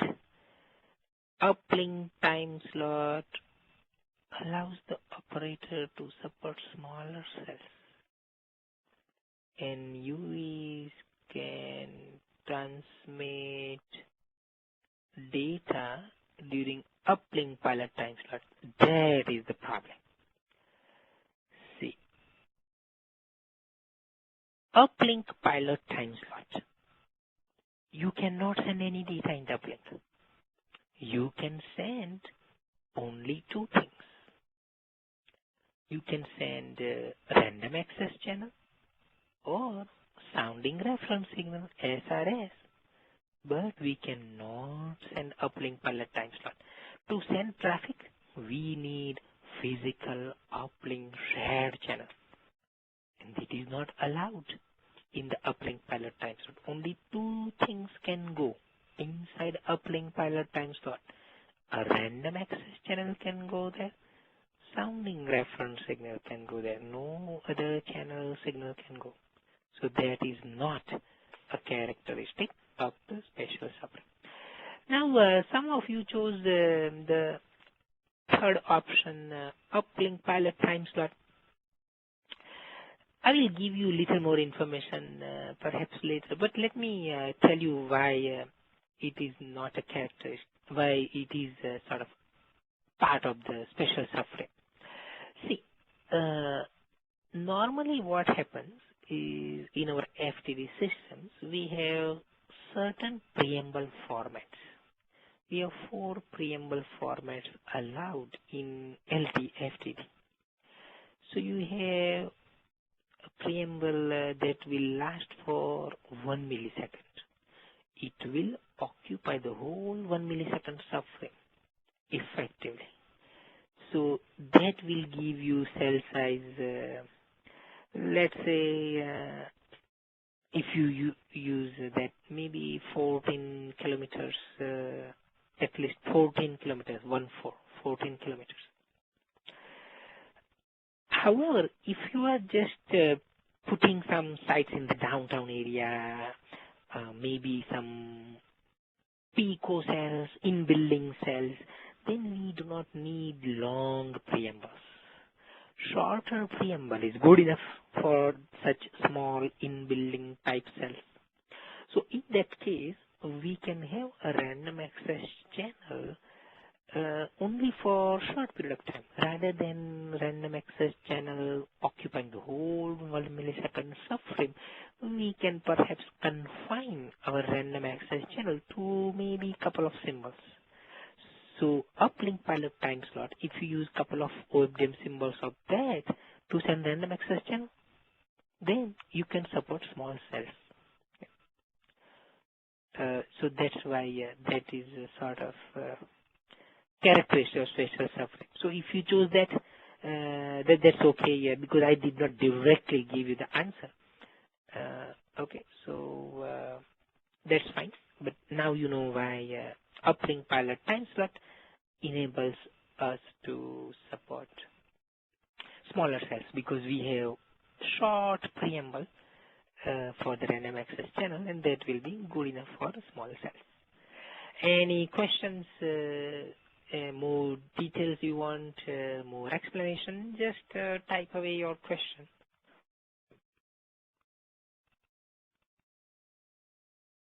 Okay, so we just looked at the frame structure, so-called type 2 frame structure in TD-LTE. In FTD, we have type 1, and TDD, we have type 2. And inside TDD, we looked at special suffering. Now, let's look at some other channels and the signals. And again, you will see that most of the concepts you already know based on FTD. Lot of synergy between FTD and TDD. That was one of the goals of TD-LTE, that we want to minimize market fragmentation. So if you have to have a lot of changes, then you cannot reuse a lot of stuff. So it would be expensive to have FTD solution and a separate TDD solution. But because of the commonality between FTD and TDD, we are able to basically still enjoy the economies of scale benefit that LTE provides. Okay, so the physical channels that we have, again, there is nothing new here. We have the same channels as FTD. We have control format indication channel that basically tells you how many symbols are occupied by the control channel, physical downlink control channel. And the physical downlink control channel allocates uplink and downlink resources. Yeah, maybe I should summarize so you have this in the notes. The number of symbols occupied by the downlink control channel in a given subframe. So now we know that, okay, in a given subframe, perhaps 2 symbols are occupied by the control channel. So now we look at the first symbol, we look at the 7 symbols, and see if there is any resource allocation or not. The physical broadcast channel carries master information block. That is the only thing. The physical broadcast channel carries nothing but MIB. And MIB tells us what is the channel bandwidth. How many megahertz? Is it 10 megahertz, 5 megahertz? How much? The user can look at the entire 10 megahertz now, and that is that big pipe could consume as much as 10 megahertz bandwidth. So that will help us carry the user traffic for the downlink. Signaling messages specific to the UE. RRC connection reconfiguration is one example. We can send even a page message using that big pipe. Physical hybrid air communication channel. This sends EC or NEC in response to the received packet in the uplink.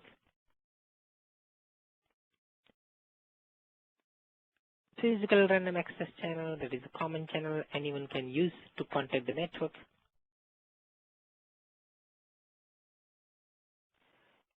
Physical uplink control channel carries information such as channel quality indicators and other things to support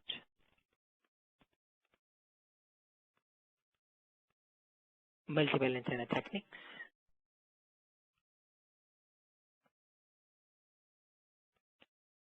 We have to send ECK or NEC in response to the received packet in the downlink.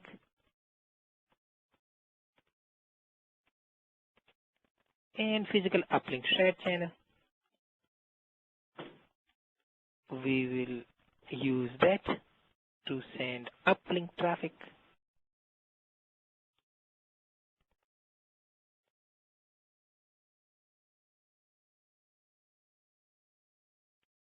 CQI, etc.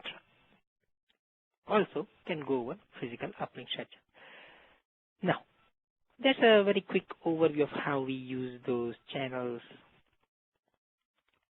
in FTD and TDD. Same thing. Same roles played by those channels. There are so-called reference signals, cell-specific reference signal for the downlink. Think of this like pilot channel that we have in 3G, 2G, 3G technologies. It is used for channel estimation, coherent demodulation, things like that. We can figure out what kind of channel conditions we have. So CQA reports can be sent.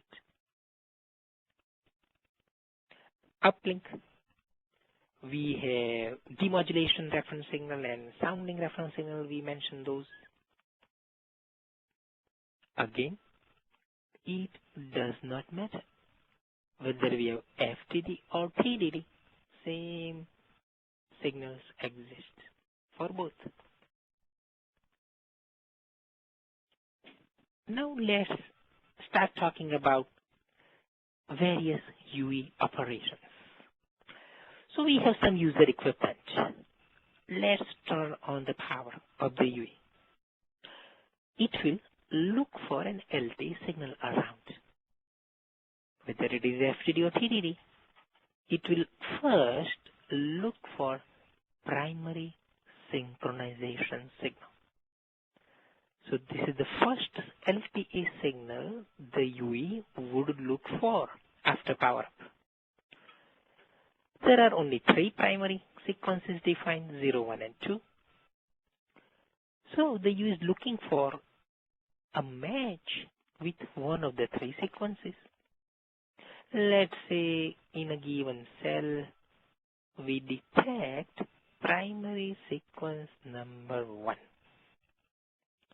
So we might have 120-degree sectorization. So we are in this specific cell here, 120-degree sector, where we have primary sequence number 1 being sent by the E node P in that cell. Detection of primary synchronization signal means we have achieved slot synchronization. We know the boundaries of the frame, boundaries of the slot. So primary synchronization signal, that is to help UE achieve slot synchronization. Next, we look for secondary synchronization signal.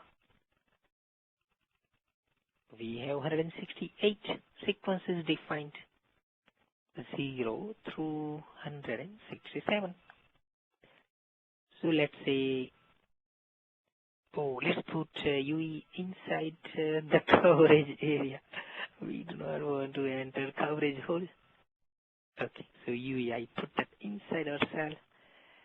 So we have now detected secondary sequence number, let's say 33. So primary number 1, secondary number 33. Those are the two signals we have detected. Now, the combination of the primary sequence number and secondary sequence number automatically gives us the physical layer cell ID. So here is my question to you. If you are a UE and you have detected primary number 1, secondary number 33, what is my cell ID? Which cell number have I detected? Again, my question. Primary number 1, secondary number 33. What is my PCI? So that cell, what is the identity of that cell? What number? Very simple mathematics. Multiply and add. I hope you guys are still there. Are you there? Or am I talking to myself? Hello, hello, hello. Yeah, so you are there. If you are there, then why there is no answer? Okay, so looks like we got at least one person trying to give me the number. Okay, so 1 times 33. Oh, maybe you did not type it. Okay, you are saying 1 times 33 is 333. Oh, someone says 89. Oh, please do not generate random numbers. Give me the correct number. 1 times 33 is 33. Okay.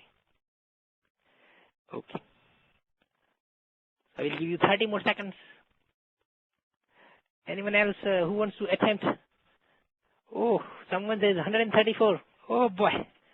I better do the calculation right now. 3 times secondary plus primary. Okay. That is the formula. Very simple formula. So 3 times the secondary sequence number and add the primary sequence number. So we detected secondary sequence number 33. Very good. And we detected primary sequence number 1. 33 times 3, 99 plus 1, 100. See, I was looking for a very nice number, 100. So our UE is in a cell that is using PCI number 100. So UE has detected the PCI. Now, what is the significance of PCI? Well, many signals and the channels are scrambled using the PCI.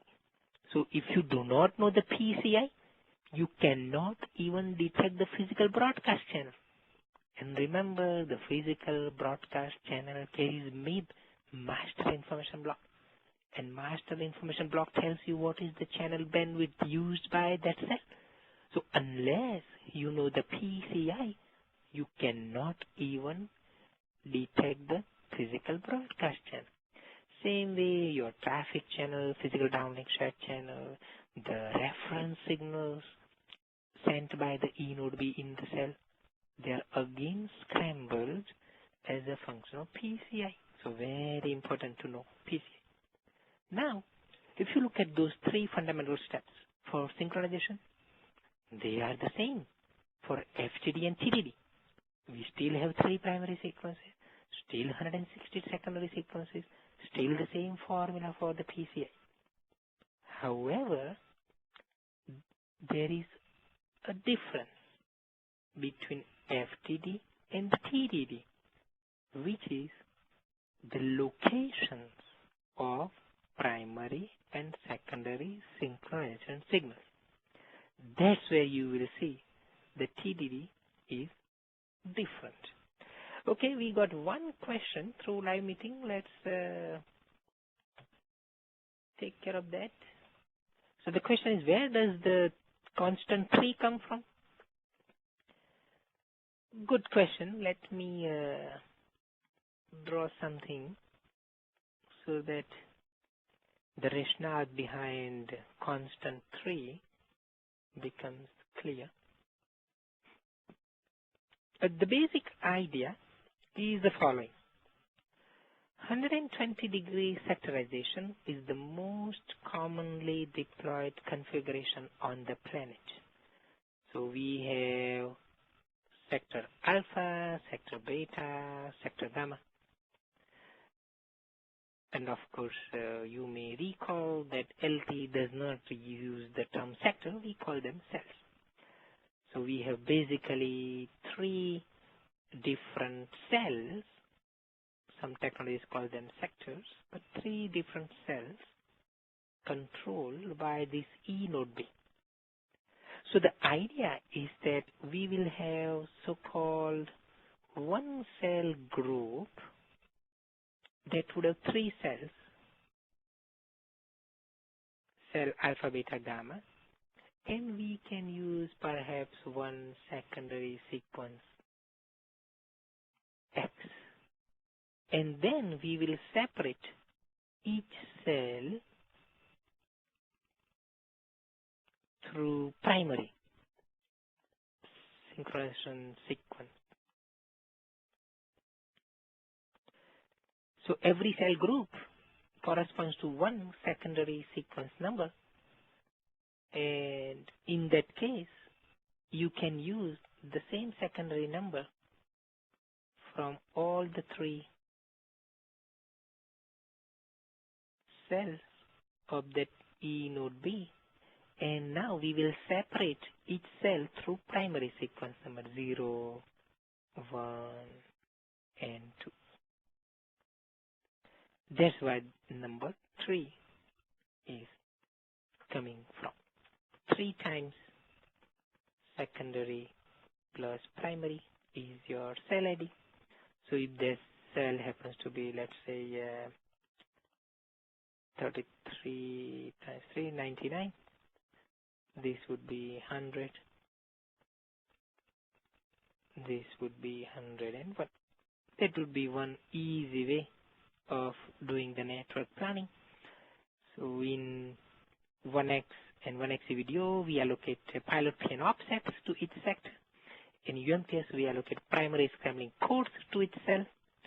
In LTE, each cell would be allocated a PCI.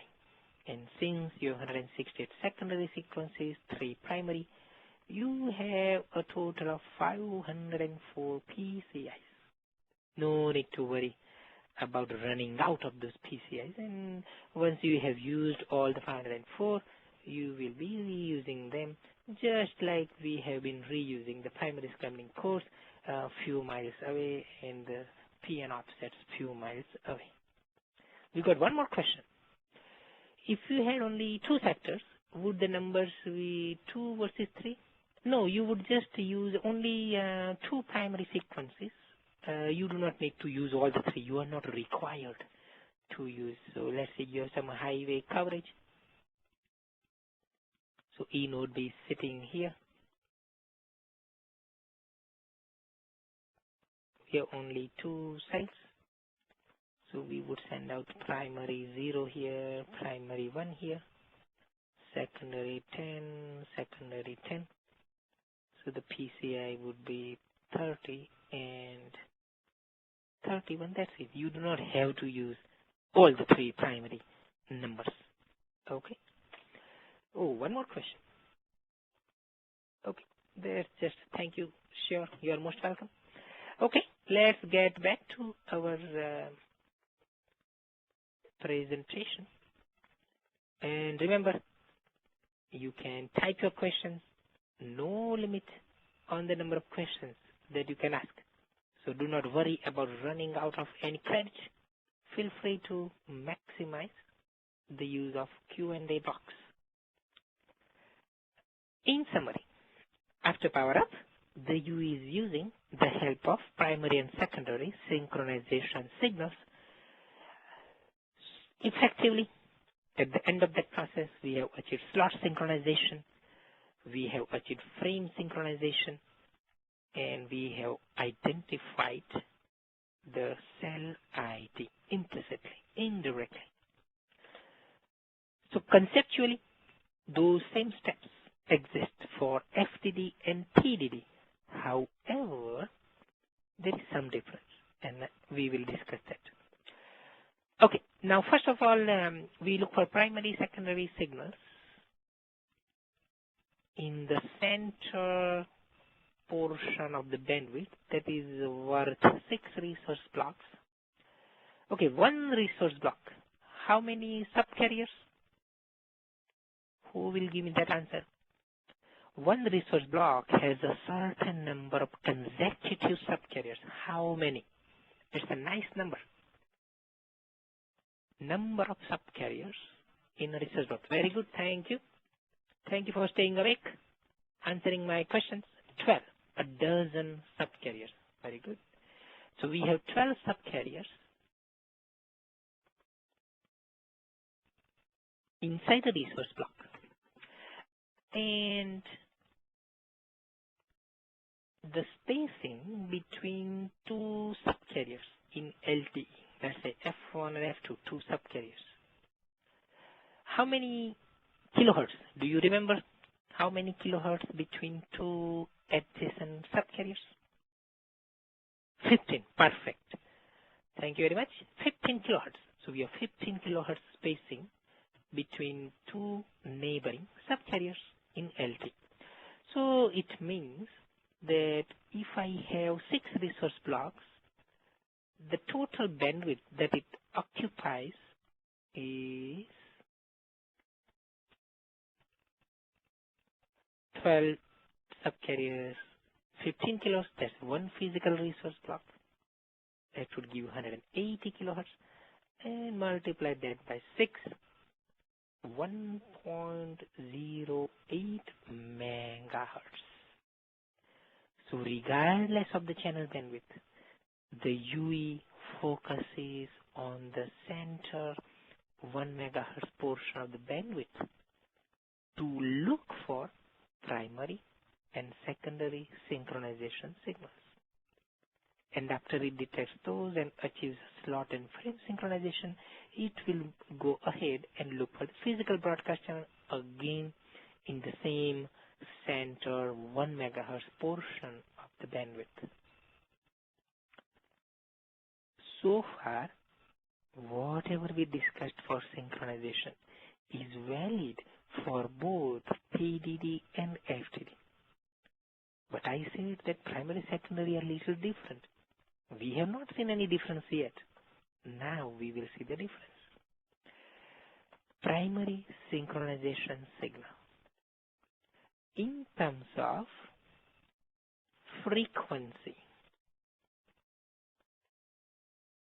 spectrum, it is occupying center 1 megahertz portion of the bandwidth. That is same for TDD FTD. However, at what time we will find that primary signal?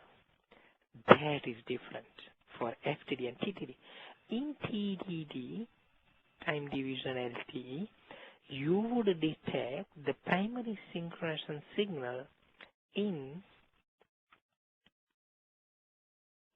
slot 2 and slot 12,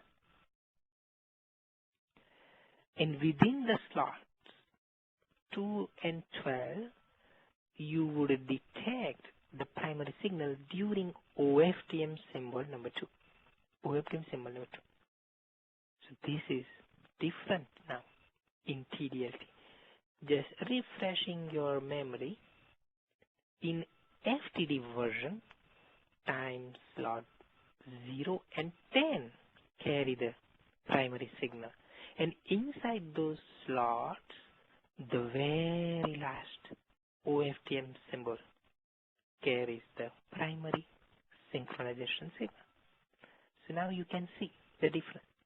In TDD, the primary synchronization signal is sent at different times. Instead of slot 0 and 10 for FTD, in TDD, we are sending them on different slots, and within a slot, we are not sending in the last OFDM symbol. We are sending the primary signal in the OFDM symbol number 2. So that is one critical difference between TDD and FDD. Location in terms of time for the primary signal. And of course, once you have detected the primary signal, 1 out of 3 sequences, you have achieved slot synchronization. Now, where is the secondary synchronization signal? Again, the location is different. As far as frequency is concerned, no problem. Same as FDD. We are still occupying the center 1 megahertz portion of the channel bandwidth. However, at what time we would detect the secondary, that is completely different. We would detect the secondary synchronization signal in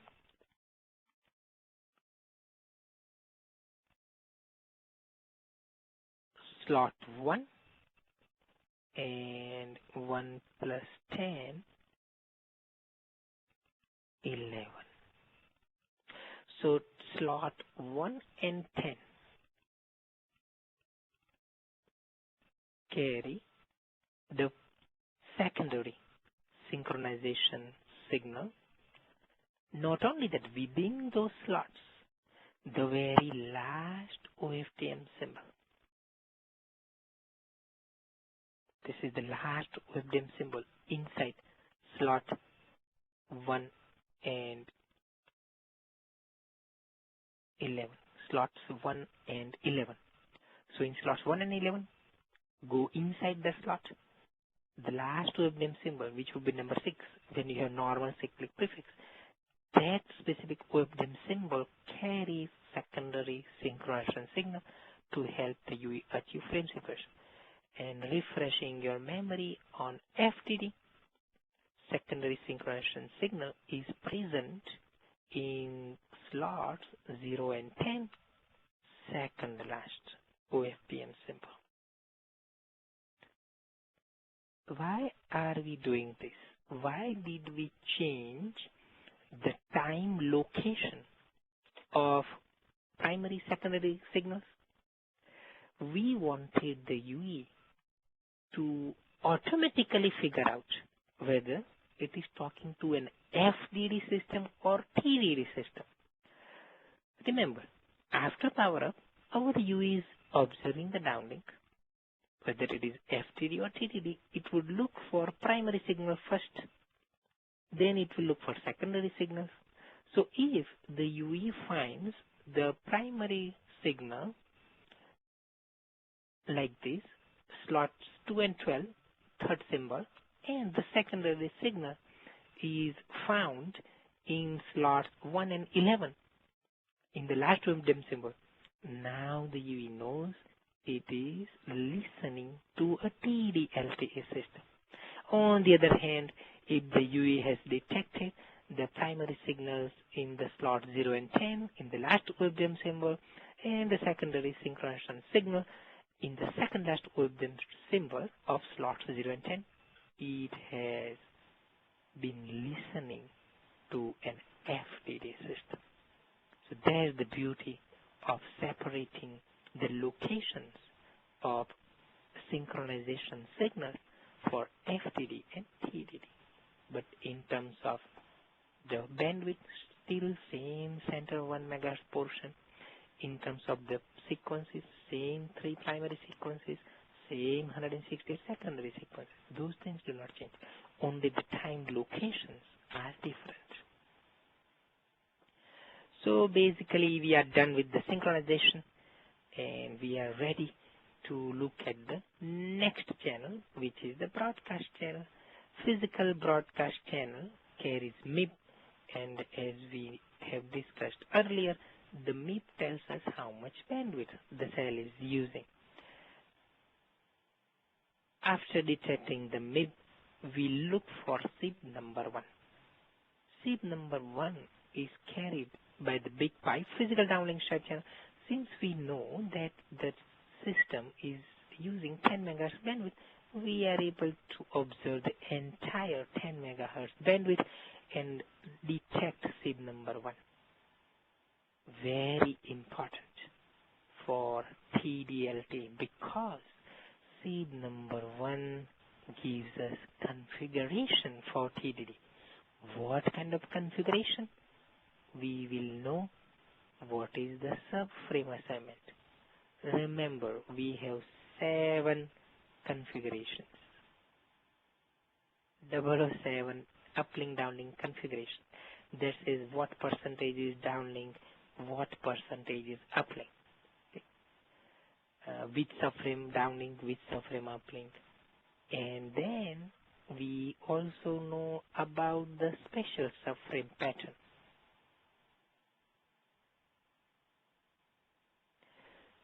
It is telling you how the symbols are distributed. So there are 9 possibilities. Whether we have lot of guard period or we have very little guard period and many symbols for the downlink pilot time slot. That is the distribution of the number of symbols across downlink pilot time slot, guard period, and the uplink pilot time slot. So that kind of distribution is specified via spatial subframe pattern. Very important for TD-LTE. Once we know that, we store that in the memory. We move forward and look at SIB number 2. SIB number 2 basically tells us how to use the random access channel. So in summary, after power up, the UE has first achieved the synchronization using the help of primary and secondary signal. Time locations are different. Time locations are different.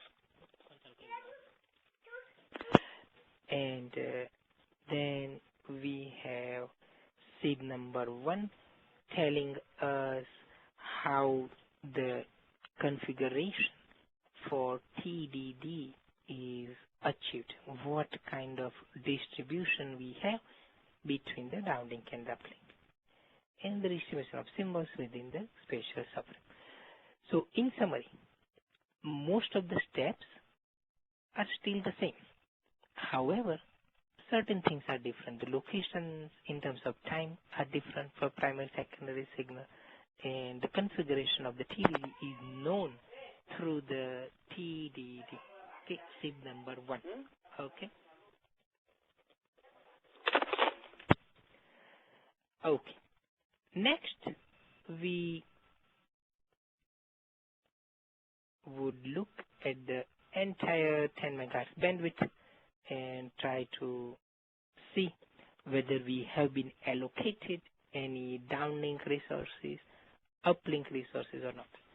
Now, if you have a given downlink subframe, no problem. We would have something reserved for the control format indication channel, something reserved for hybrid ARQ indication channel, downlink shared channel, etc. So again, this is nothing new within a downlink portion. This is same for FTD, TDD. No issue here. Then uplink subframe. So if a subframe happens to be an uplink subframe, regular uplink subframe, then again you will see things similar to FTD. So you will have sometimes a random access channel present that will occupy 6 resource blocks. But if there is no random access channel, maybe there is uplink shared channel, there may be sounding reference signal. So remember the uplink pilot time slot, it can send a random access channel and sounding reference signal. So think of those as bonus for TD-LTE. If you want, you can use just a regular random access channel from FTD side, and you can use regular sounding reference signal like FTD. But the uplink pilot time slot gives us an additional opportunity of sending the random access channel, sending sounding referencing.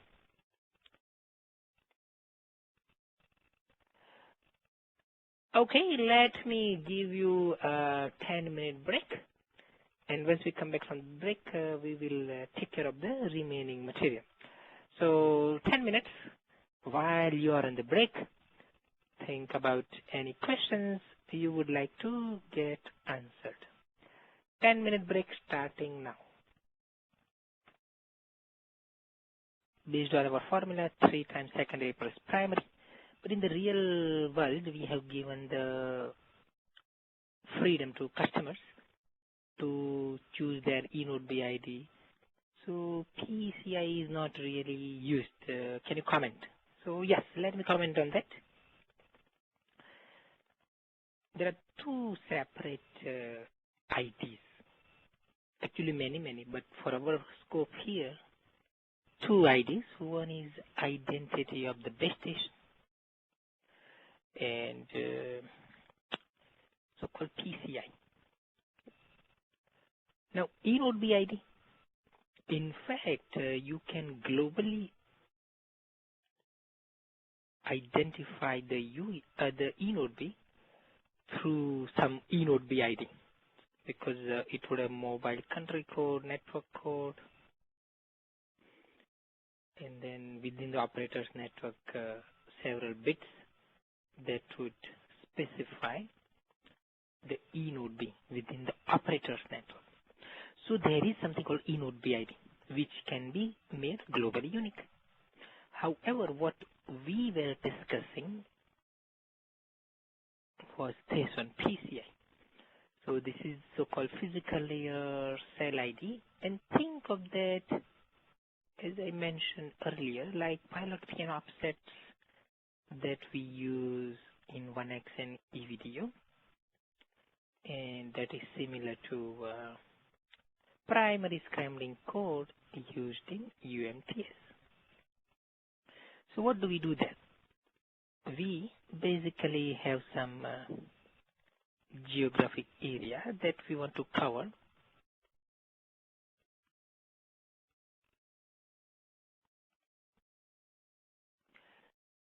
So what we would do, we would start allocating cells some numbers, 0, 1, 2, 3, 4, 5, like that. And once we reach 503, we run out.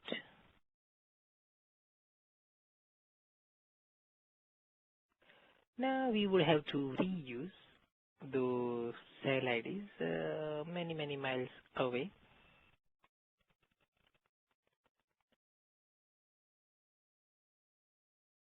So so-called PCI planning is one of the most important steps an RF engineer would need to figure out. Okay. So an RF engineer has to allocate every cell sectorized region, a cell identity. So there is no way around it.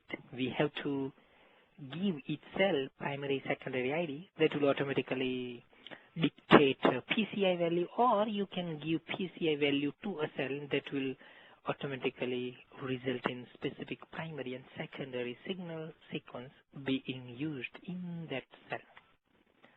Okay. So we have to use, there is no way around it. So having eNote BID that will be used for other purposes. For example, you want to have connectivity between 2 eNote bays, and you want to set up X2 interface, things like that. At that time, eNote B identities would be useful. But the PCI is used on the air interface. For example, let's say the UE has detected a strong cell. So it would say PCI value 100. The RSRP, reference signal received power, is minus 85 dBm.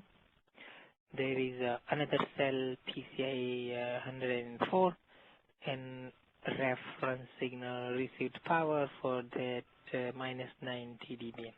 So those kinds of reports, they do not include eNote BID. They are including this kind of PCI, whenever a measurement report on the prevailing channel conditions is sent. So hopefully you get now a good idea about the use of PCI. We have got one more question. What about self-organizing networks? PCIs can be automated. Oh, you are stealing my question. That is the question for tomorrow. So tomorrow's session is on self-organizing networks. So we will talk about that. Okay, any more questions? Feel free to type in the Q&A box. Let me give you one more opportunity of asking questions through the audio bridge. *7 unmute, *6 mute, *7 unmute. Anyone who would like to use the audio bridge at this time? I will wait for a few seconds.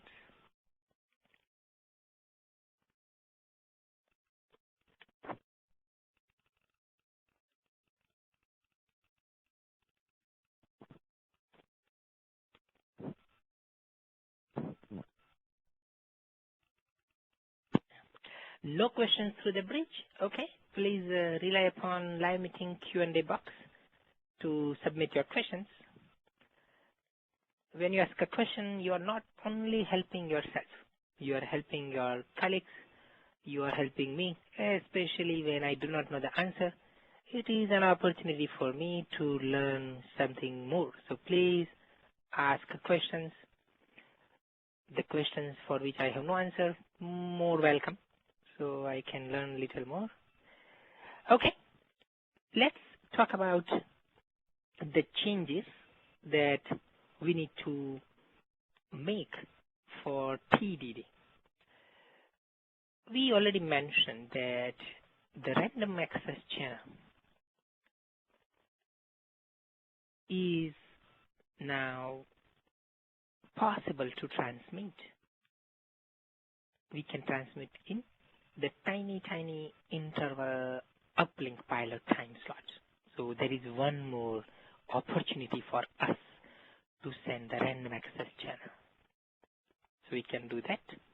Or of course, like FTD, we can always send the random access preamble in a regular uplink subframe. Also, we could have more than one random access channel in a subframe. In LTE, FTD, if I have a random access channel present in a subframe, it would occupy 6 consecutive physical resource blocks. And there is only one physical random access channel present. However, in TDD, it's more flexible. You can have more than one channel present. You can have 2, 3, 4, whatever. So it will occupy more and more bandwidth, but it is possible. It is supported. And normally we have preambles that may be 1, 2, 3 milliseconds long.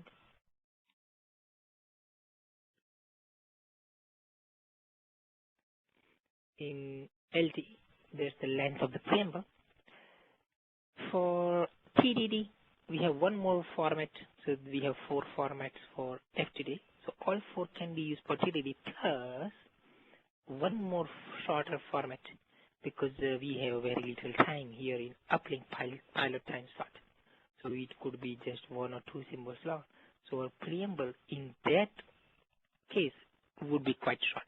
So it is adequate perhaps for in-building type cells. Okay, for macro cells, you have to go for regular FTD type preamble formats. So there's a difference between FTD and TDD. Basically, TDD has more flexibility. Sounding reference signal. Again, we know that like FTD, it could be present in the regular subframe. Additionally, in TDD we have uplink pilot time slot. And the main reason that we have to have those additional flexibility areas for those two channels, actually the channel and the signal, is that we have flexible uplink downlink configuration.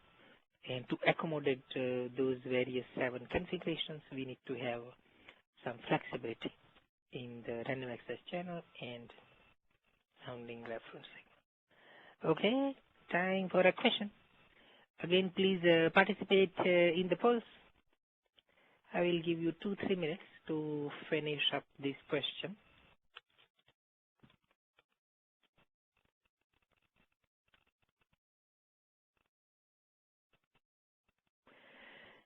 And please read carefully. I'm talking about both time and frequency resources. Not only time, not only frequency, both. So consider both when you answer the question.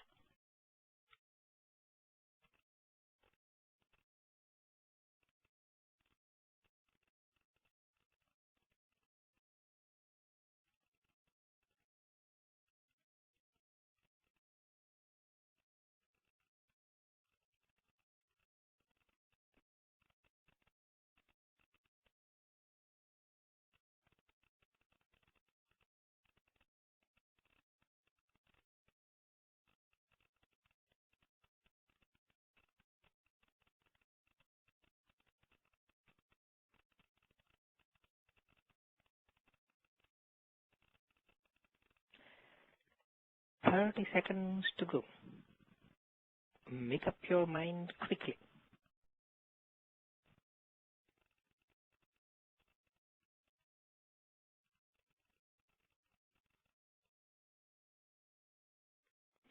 So do we send those signals exactly at the same time as FTD, or FTD sends signals in one specific symbol and TDD does it the other way?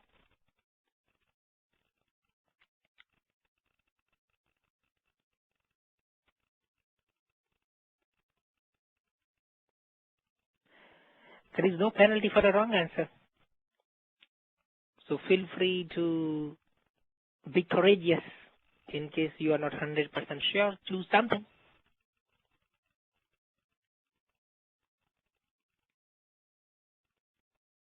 I will give you 1 more minute. I need some more participation.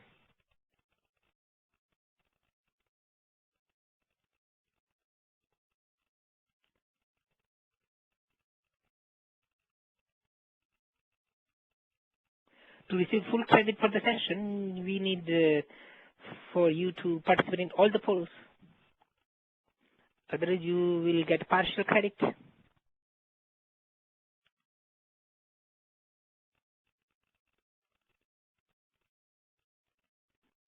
I'm just kidding, but please participate. Okay, let's look at the result here.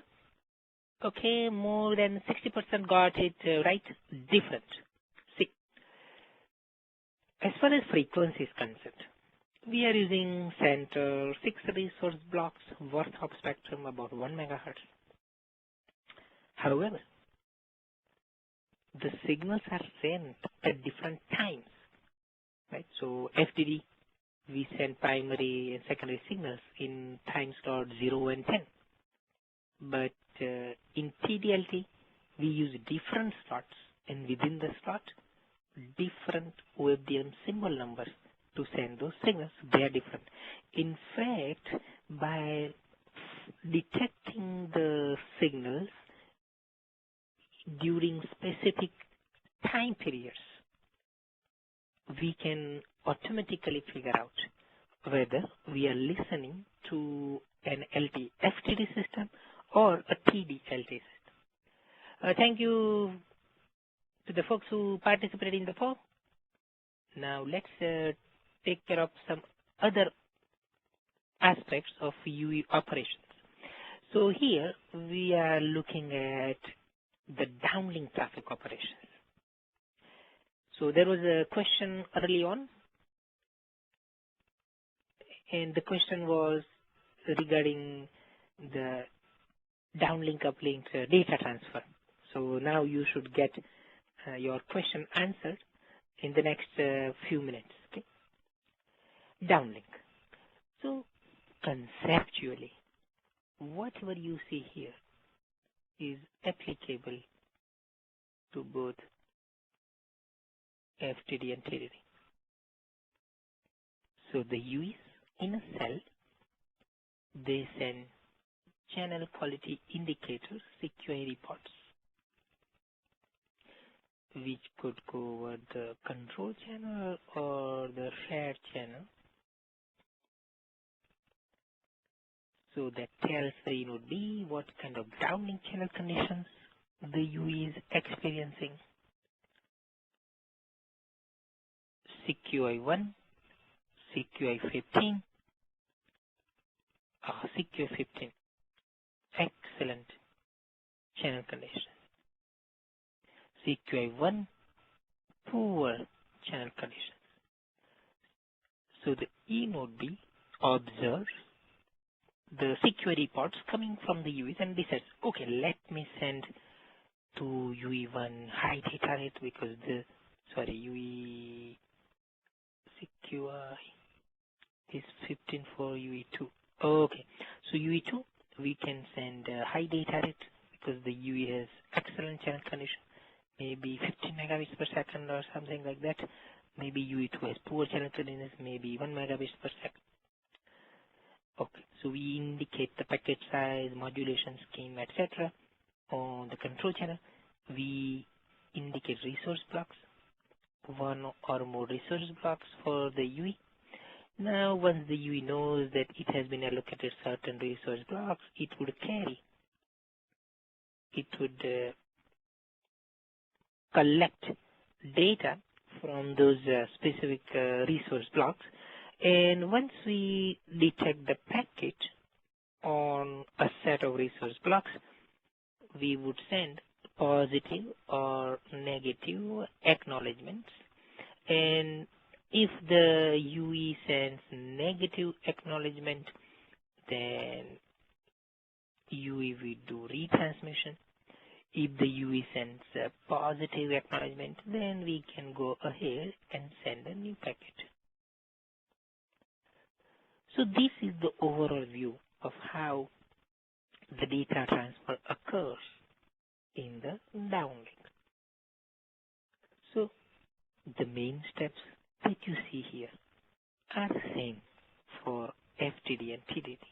However, there are some differences in terms of specifics, so let's summarize those.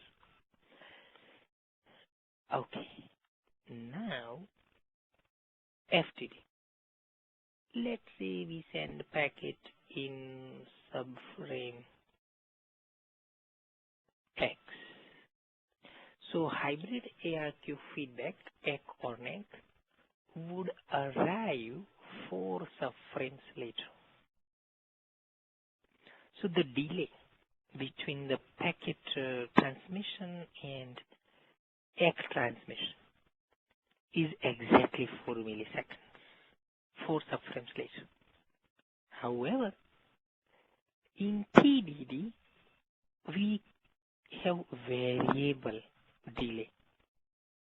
And the reason for that is, let's say subframe X is the downlink transmission of our packet, and we are supposed to send EC-NEC in the uplink 4 subframes later. However, if we have a certain uplink downlink configuration, maybe this is a downlink subframe and not an uplink subframe. Then there is no way we can send an EC or NEC. That is the reason that we have the need for a variable delay.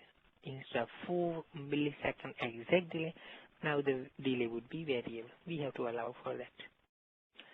The number of hybrid ARQ processes, basically that helps us continuously send packets. So now we need to have variable number as well, because maybe for Some subframes there is only uplink transmission, so we need some more number of processes so that we can send our packets. Okay, so that's the number of processes we are increasing to be able to send a pretty good amount of data traffic. The number of control channel symbols, normally we allow 1, 2, 3. 3 is the maximum. So in a given subframe, FTD allows up to 3 symbols for reasonably large bandwidth, 10 or 10 megahertz. And since we have special subframes,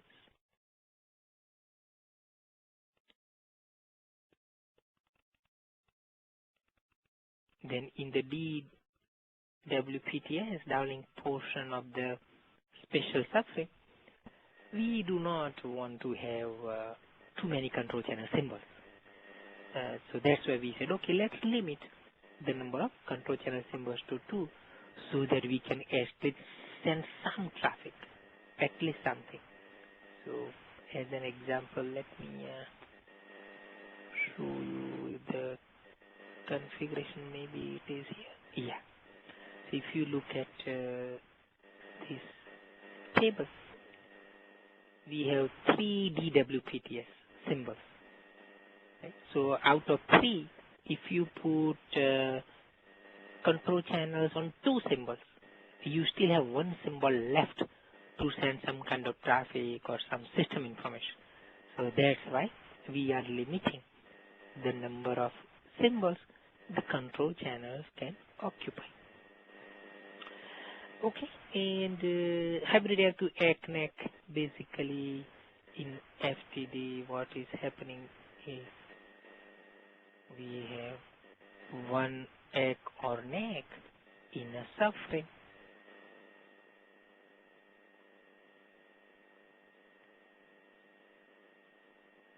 However, we may have very few uplink subframes available. Maybe we have downlink heavy configuration. So there are lots and lots of downlink subframes. So we have sent the UE many packets. So now we need to get ACK or NAC for all those packets we have sent. So now we have to combine multiple ACK/NACs into a single report. That's the reason we have this mechanisms, so-called bundling or multiplexing. You need to put them together in a single report. And of course, the reason that we have to go through all these different things is we have quite flexible uplink downlink configuration. Remember, we have 7 subframe assignments. To accommodate those, we need all these changes. In terms of uplink, again, the basic idea still the same. The UE has a new packet to send and no resources have been allocated for traffic. So the UE sends a scheduling request that I want to get some resources for uplink transmission. Node B says, okay, let me give least number of resources, maybe 1 or 2 resource blocks. So we will give to the UE for uplink transmission. And using those limited amount of resources, the UE sends buffer status report. If there is some space left, it could also send some data. The buffer status report tells the node B how much data UE has in the buffer, what kind of priority we have for the data waiting in the buffer. So we may say that, okay, we have about 10 megabytes of data waiting in the uplink buffer. Now the node B knows that we need to give a lot of resource blocks to the UEs. Maybe we will give 20 resource blocks, etc. And using those resource blocks, our UE is sending the package. That is nothing but the physical uplink structure. Whatever resources we use, okay, those resources basically represent the physical uplink schedule. The E node B decodes the packet. Let's say packet P is coming on those resource blocks. If we can decode the packet correctly, we would be sending X from the E node B. In case there is a problem, one or more bit errors, then the E node B would be sending a negative acknowledgement.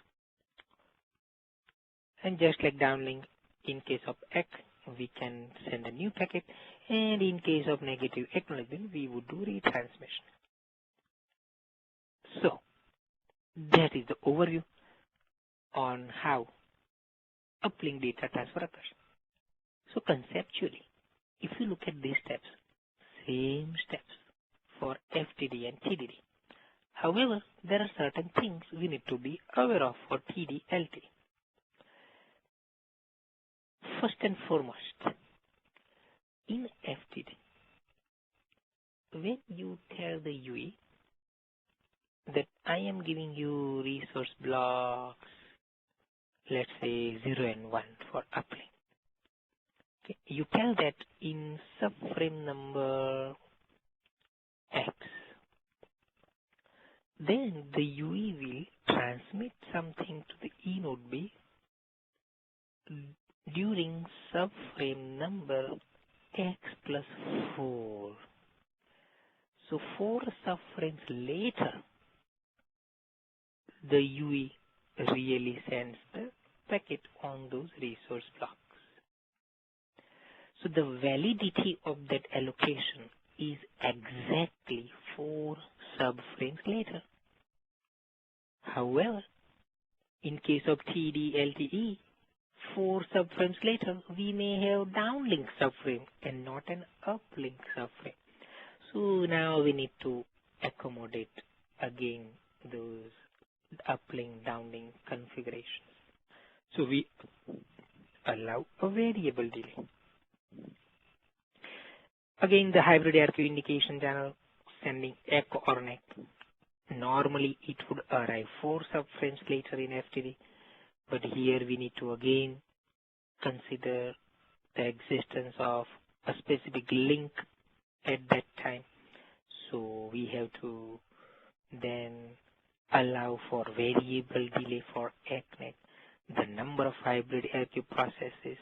So again, we have a variation as few as 1 and as many as 7 processes are defined. Okay.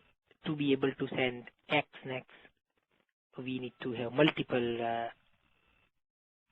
different numbers of groups so that we can send more X if needed.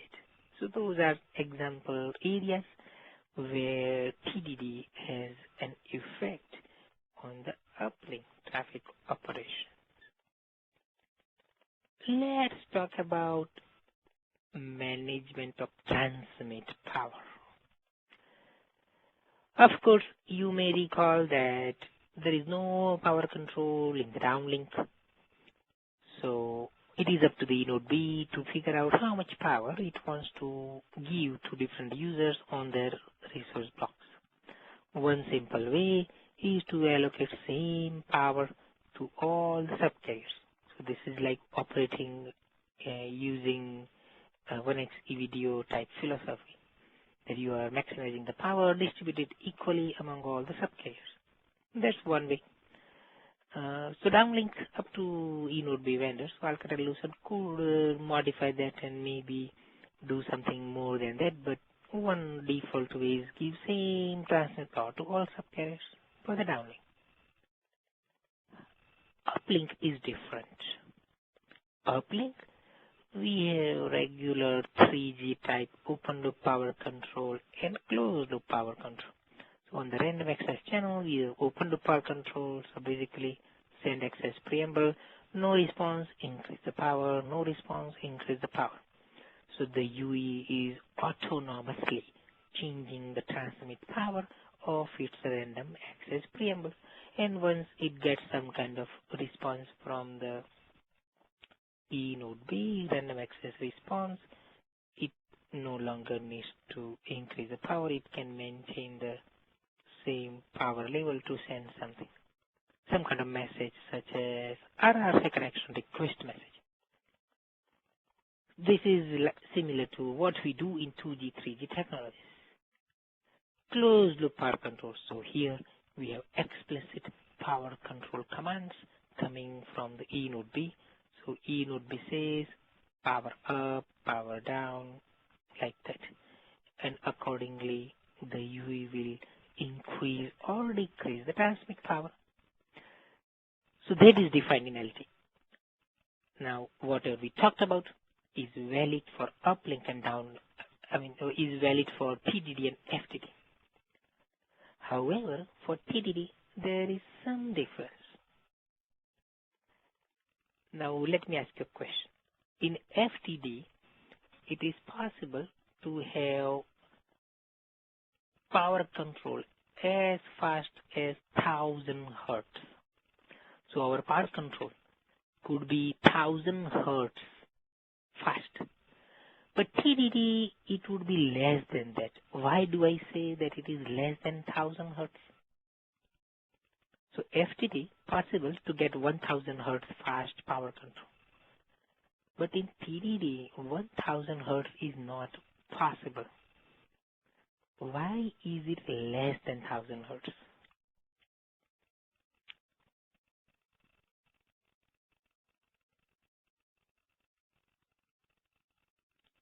Power control frequency less than 1000 hertz in TDD.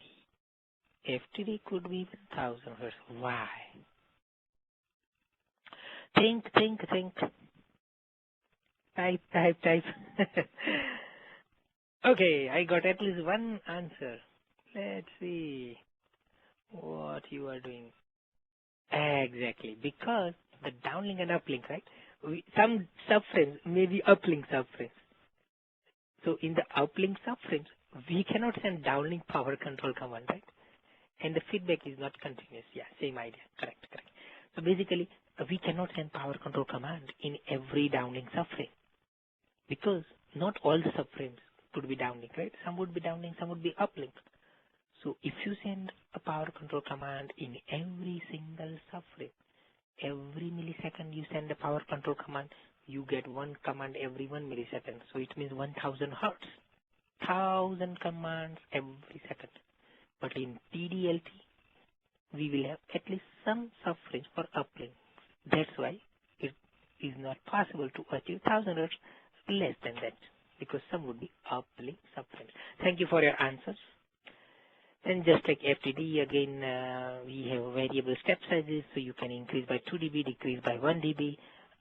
If there is no power control command, meaning don't care condition, keep using the same transmit power. And another difference between FTD and TDD. So those are the two differences. Okay. Less than 1000 hertz and subframe delay. So if we send a power control command in LTE FTD, exactly 4 subframes later, the power control takes effect. You will increase or decrease power. However, in LTE, 4 subframes later, UE may not be transmitting anything. UE may be receiving a downlink subframe. So we need to account for downlink uplink configuration. So we have to allow a variable delay. So that is that delay. Okay, time for a poll question.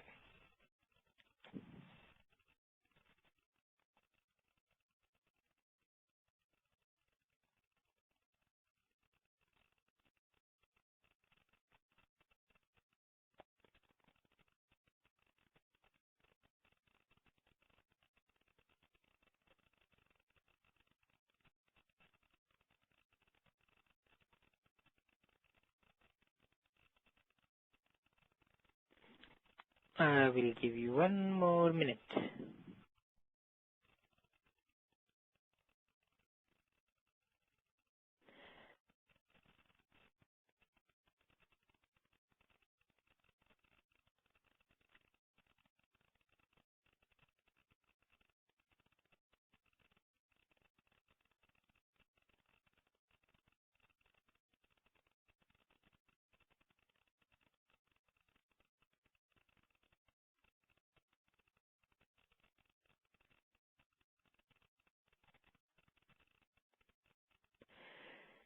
Okay, more than 90% got it, right? We have variable number of hybrid RQ processes. Okay, now few things to consider when we are deploying TD-LTE. First of all, spectrum. Okay, so there are a lot of frequency bands defined for FTD, and here we are listing some of the frequency bands for TDD. In fact, if you look at the very last one, this is what Clearwire is using for WiMAX today, right? So they requested 3GPP that they would like 3GPP to support these additional frequency band. So that's why those WiMAX vendors, they are concerned if Clearwire is going to WiMAX, going away from WiMAX and going to TD-LTE, then they will lose a lot of business, right? So that's the new TDD spectrum for LTE. So we can deploy it there. 2.3, 2.5 would be quite popular. Okay, so in the US around 2.5 would be more popular. In Asia, we have 2.3 widely used, especially for WiMAX. So probably you will see India, China, perhaps also using those frequency bands for TD-LTE deployment. So a lot of bands are supported. Some more bands for FTD, but at least these are the initial ones for TDD.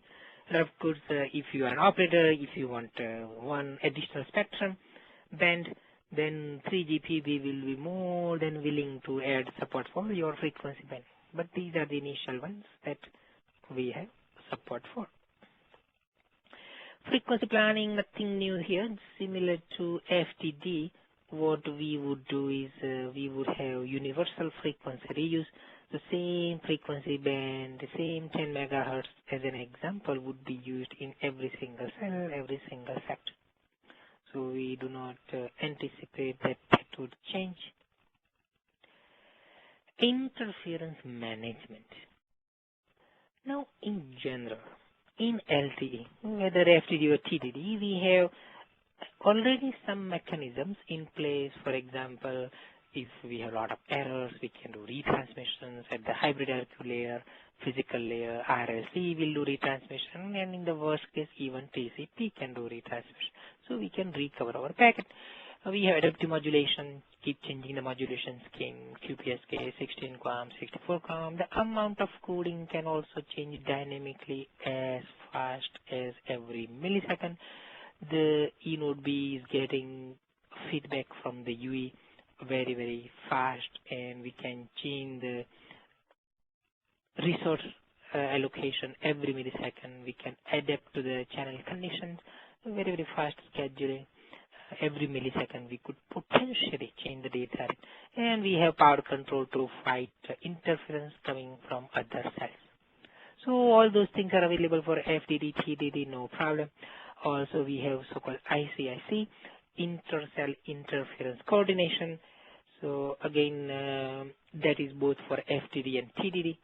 The idea behind ICIC is that let's say we have a base station here, and we are using resource blocks. Okay, we plan to use resource blocks, let's say 40, 41 for cell edge users.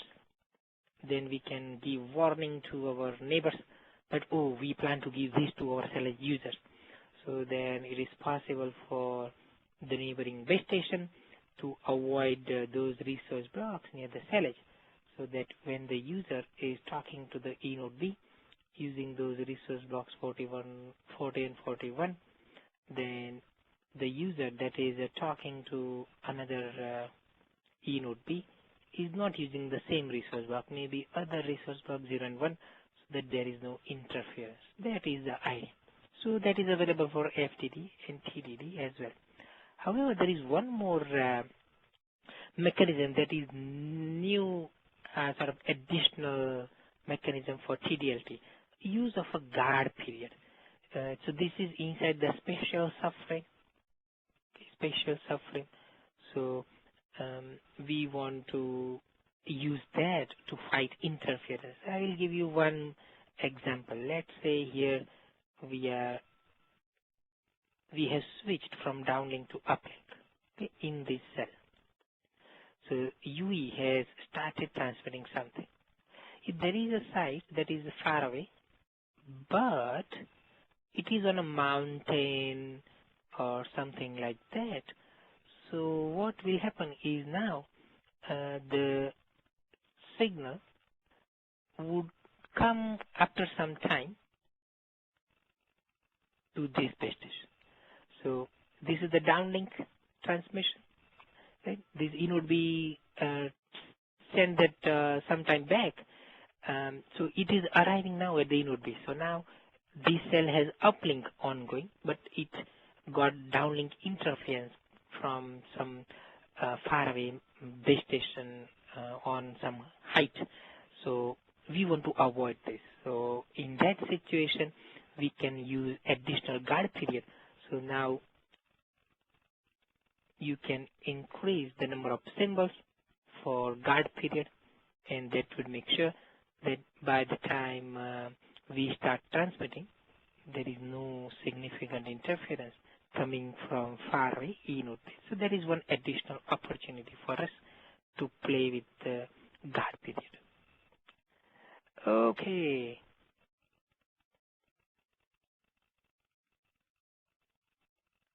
This should be fresh in your memory. So this is the only mechanism only available in TD-LTE. Only in TD-LTE. Should be very easy. I'll give you 1 minute to finish up this one. No need to rush. This is the last question. No need to rush.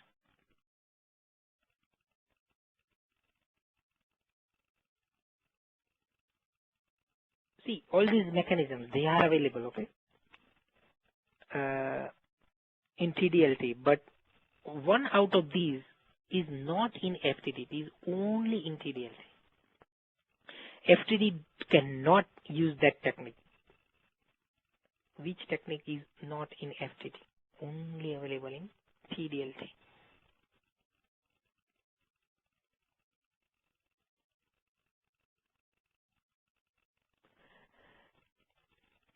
Thirty seconds to go.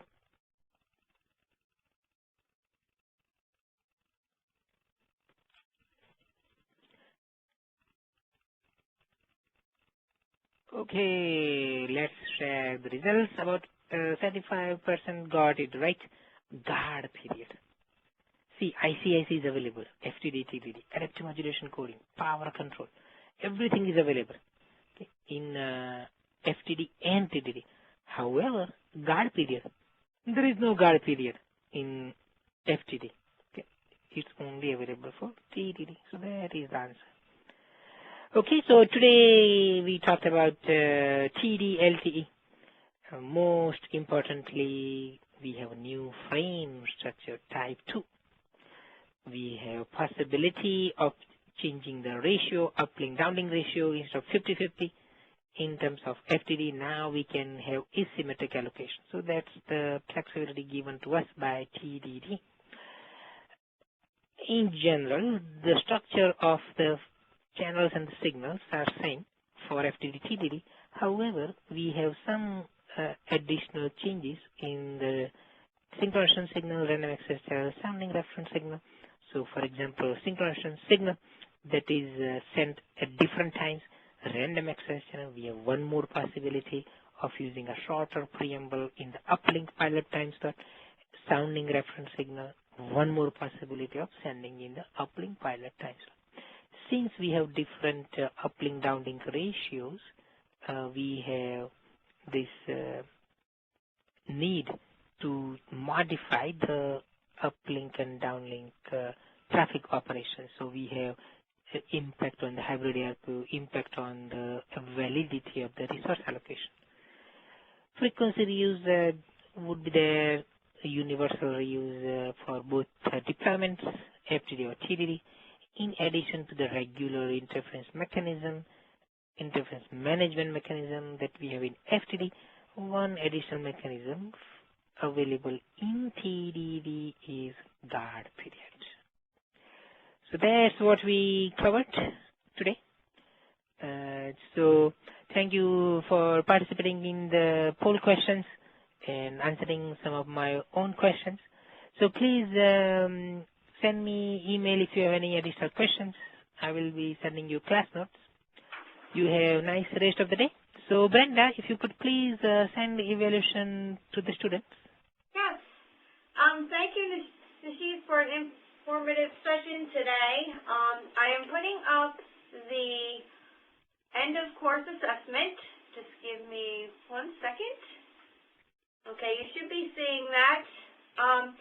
Again, as mentioned, it is important that your monitor is in F5 full screen mode, and at the bottom of the survey, when you see it loading, you need to click on the proceed button to get your answers to be populated.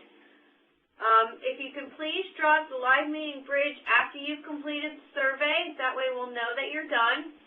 We're going to keep the bridge open for a few moments if you have any more questions.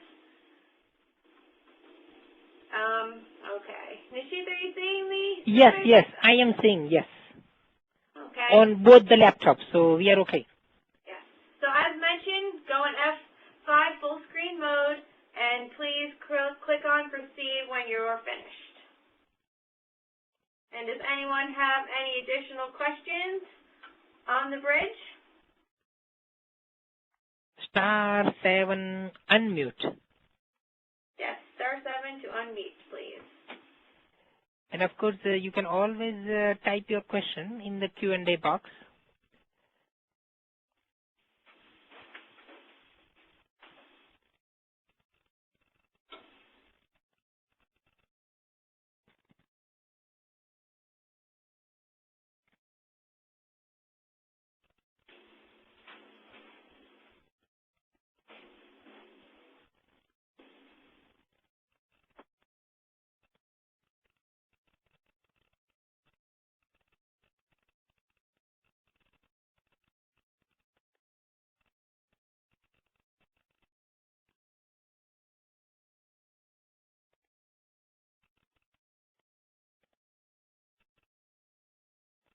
If anyone is having problems accessing the survey, please email me, brenda.strubel@alcatellucid.com, and I will email you the link to the survey.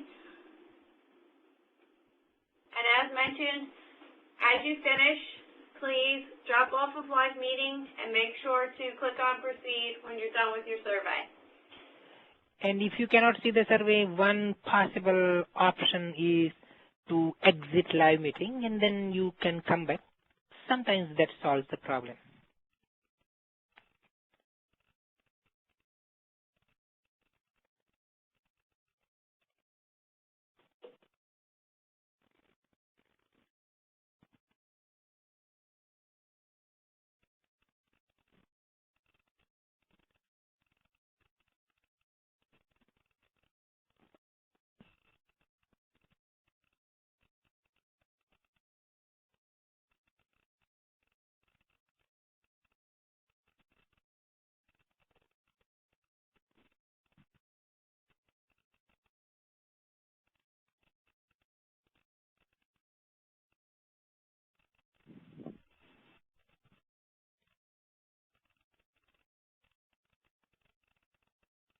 Nishiz, please make sure that you send your annotated whiteboard to Diane. Diane already sent me email. She got it. Okay. See, this is LTE, so we are supposed to be working super fast.